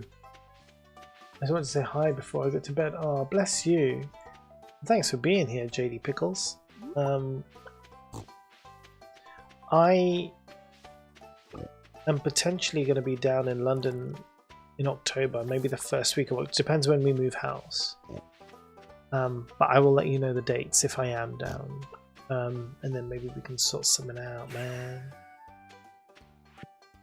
But I mean, I'll see you on the internet. Are you ever going to stream again, by the way, JDP? Just asking for a friend. The friend is me, my alternate personality. We need to fill this with things. You're moving? Yeah, I mean, just a mile down the road. Like, no biggie. But we're just waiting on the seller is a complete fucking cunt in the nicest way possible. She's a dumbass that doesn't know shit. I'd like to point out, not because she's a woman, it's because she's a fucking dumbass. I just need to make that distinction clear, right? She's a cunt, and I'm not saying it in a way because, you know, I'm being anti-feminist. No, she is just an absolute piece of shit. And now I don't even know if I want to buy a house from her. Actually, I don't know if I want to give her my money, because she's a useless piece of trash. But you know, that's how people be sometimes. That's okay.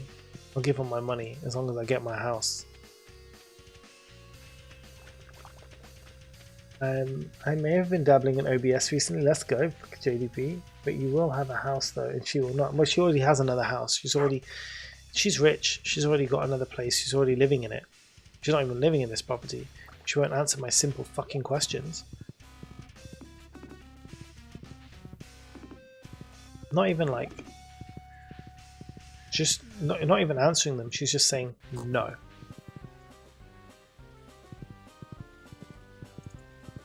So like the house is only 7 years old, right? And so it's marketed. It's like everything's still under warranty from the from the builders, because they, you know, the new builds come with 10-year warranty, right, in the UK. It's like, oh, that's amazing, man. Everything's under warranty. That's cool, right? What about this boiler? Like the boiler, the radiators and everything. Well, the boiler warranty is invalidated if you don't service your boiler every year. They haven't serviced their boiler at all. So for 7 years they've had this house, they've not serviced the boiler. So the boiler isn't under warranty.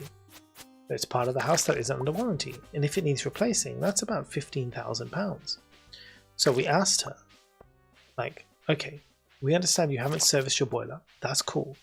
Will you at least get a gas inspector to come round and check that the boiler's okay? And then everything is acceptable and we can get a gas safety certificate. I'm moving my child into this house. I don't want fucking carbon monoxide poisoning. Do you know what I'm saying? The response from her, no. Straight up, no. Well, the warranty is invalidated. This is only going to cost you 100 quid, right? No. Okay. The house is a leasehold property. We want to purchase the freehold. Can you tell us who the landlord is so that we can, and what is the cost of the leasehold to buy, so we don't have to pay the ground rent anymore? No. What do you mean no? No. You know we cannot buy the house until we know who the landlord is, or we need the landlord information pack. Like, we cannot purchase the property without this. No. Bitch, come over here and say no one more time. Say no one more time, motherfucker. Where's my Samuel? I need Samuel L. Jackson here. Like, say what one more time. Seriously, honestly, like, some people are just fucking plain stupid. I'm like, man, I cannot. Once again, I heard something really interesting the other day, right? I love it. I have a love-hate with new builds. Yeah, me too, man. People be such dicks. Like, what do you want to sell your house on? What exactly? Why are people say, like, listen, right? It doesn't really matter. Insert word. Zoom out. Drink your coffee. So look, right? I heard another really interesting thing the other day. Someone was saying, you can teach ignorant people, right? Bring you all to bed with me. I need more time. Okay, thanks, JD. I feel like my brain, too much stuff in it. So me EP error. Bye, bye, Dino. Take care. Oh dear Lord. was the saying? Yeah, so I heard this thing, right? It was really interesting. Good night, Dino. Thanks for being here. Chat to you on Discord tomorrow. Really interesting thing was, you can teach ignorant people. Right? So people who are ignorant, like, they don't have knowledge of something. Okay? They don't know. Like, maybe they've never known about it. Maybe they've never read about it. Maybe they've never heard about it, right? So, for example, a lot of the stuff like Gaza, right? And so there's a lot of people who are ignorant about the situation. You can educate ignorant people, but you can never educate arrogant people, right? Because arrogant people think they're better than you. And when somebody thinks that they're better than you, they will never listen. Right? They'll never make a space in their mind to be open to education or re-education. And that made a lot of sense. I was like, actually, yeah, that's so true. That's so true. Damn, 100%. Oh yeah, right? Death the Raven. Hi Raven, how you doing? Welcome in. You've come to a philosophy stream today. Can't even be sorry about it anymore. It's just part of the existence of today. We are the philosophy stream. But yeah, arrogant people, imagine. Yeah, I did not miss it. Oh, what, were you here? Were you listening? Or were you like, oh good, I missed this? Because that's also fine. That's a valid that's a valid way to be. Whoop. A real Sims 4 deep conversation. Oh man. We didn't even get onto Sims, did we? Boom, boom. I thought I missed your viewpoints. Oh yeah, maybe you did.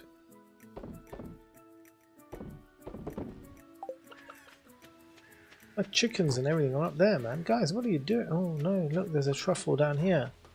There's a truffle over here. There's a truffle over there.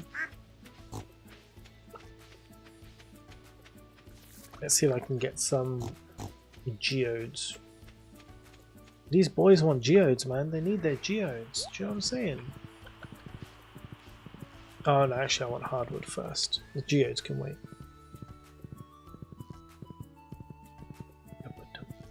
Yeah, I had a lot of viewpoints, Raven. There was many viewpoints had today. Many things were discussed. I almost thought about not discussing them, but then I thought, fuck it. Oh wait, I already did this. My god, what have I've already done so much today. Jesus, when did this happen? When did I do these things? I don't remember doing them. I must have been on automatic pilot, or it's taken me so long that this is still the same day from an hour ago. My spouse and I talk about it a lot. How it's part white supremacy. White people need to talk to white people, because if they truly think they're better than people of color, they won't learn from them. And white people need to talk to white people for a lot of reasons. You're going to continue. I am not good enough. Hobbit journey. Yeah, I am actually. I was thinking about that today. I was debating whether I was going. I have actually been playing Not Good Enough's journey in the Discord. So I was, even last night I was streaming it in the Discord. So if you're there, you can always join in, because on the nights that I don't stream here, I'm usually playing Tales of the Shire in the Discord, and that's where I'm continuing the journey. I'm into the epilogue now, like done the main storyline and stuff.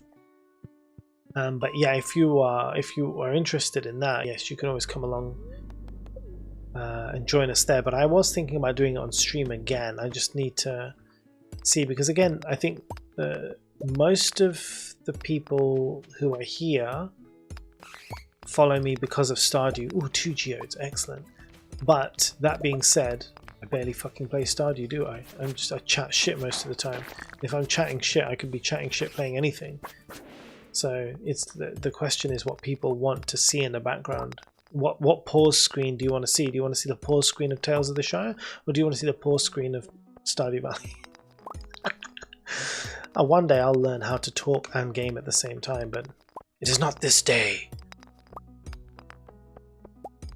Here's a little Lord of the Rings reference there for you.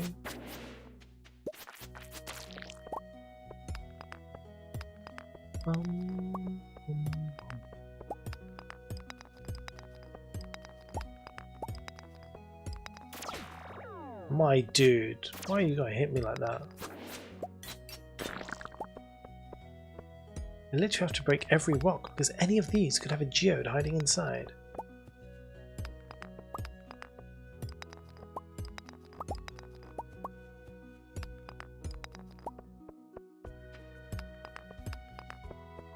I wish I could play the Lord of the Rings soundtrack on YouTube, because then I would put that in the background whilst playing Tales of the Shire and it would hit different. Although I do like the Tales of the Shire soundtrack, but I mean it would be even better with the actual Lord of the Rings soundtrack in the background, wouldn't it? But I'd get bloody copyright strike in a second. There! 3 geodes! Let's flapping go! Goodbye everybody, goodbye! Oh my god, yes, I know, right? It's so good, so good. I'm gonna make my fishies very happy. Wait. Oh shit. Wait, I need to check something. Oh yeah, there's 2 there. Oh yeah, and there's 1 from before. Perfect. I got so worried then. I was like, oh my god, oh my god. Yeah, boy. Let's throw this in there. Alright, let's go see my fishies. Thanks for giving the shout out to Cactusy.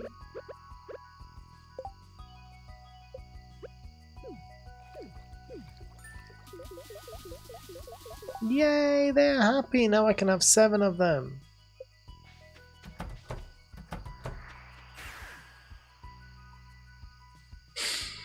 Ah, that was good. Right. Now, let's see, can I make a coffee out? A triple shot espresso yet or not? Did I just drink? Oh, I still got one. 1 minute. I think I must have drank one by accident. Aha, I have the recipe. Oh, I got the cook achievement. Guys, check me out. I'm a cook. I'm a cook. Zing. I'm running around like a madman. Meow, meow, meow. So this is my last day in Stardew. We will find somebody to raid post this stream. There's some more coffees. Let's go make some more triple shot espressos. Because it is coming up to midnight here.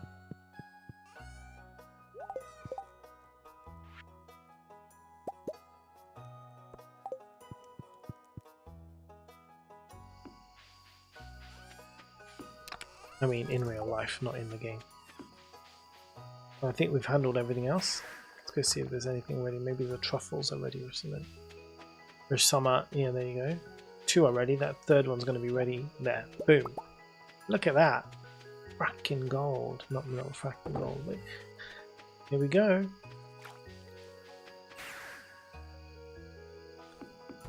Bazinga. Hello, my wife. Look, I'm actually coming to bed today. Phew, I just finished my chores. Tell me about your day. And then nothing. Silence. Okay, come on, let's go to bed. Come on, Haley, we got some time. Fade to black. Let's flapping go. Hey everyone, how you doing? This is done now. Let's go see where we're gonna go. Exit to desktop. Yeah, let's exit to the desktop. Where are my friends on the old Twitch? New raid message. That British Mo is ranting with 15 viewers. I mean, yeah, standard. Okay, who should we go? Oh, Emma is streaming. She's on the drums. Oh my god, we're going to go see Emma. We love Emma, who is a badass. Okay. It's a music stream. She drums and plays guitar, and she is very, very good. Did that raid start? I didn't. There. Okay, got it. Now it's working. Yeah, if you don't know Emma, she is absolutely brilliant. So again, if you are watching on if you are on YouTube or something and you want to go and check it out, this is where she is. So I mean, you obviously won't raid out from YouTube, but if you want to go check it out, that is the link. But yeah, otherwise we will head over here from Twitch, guys. She's about to start another song, so let's go in and say hello. and I will see all of you very soon. We're going to be in the Discord. We are streaming D&D on Sunday over here. Vang Chasel will be back for D&D. And I think that's pretty much all the messages I have. Anything else? Come and find me in the Discord. Bye, Emma is top tier. She's amazing. Alright, very talented drummer and musician generally. Okay, bye everybody.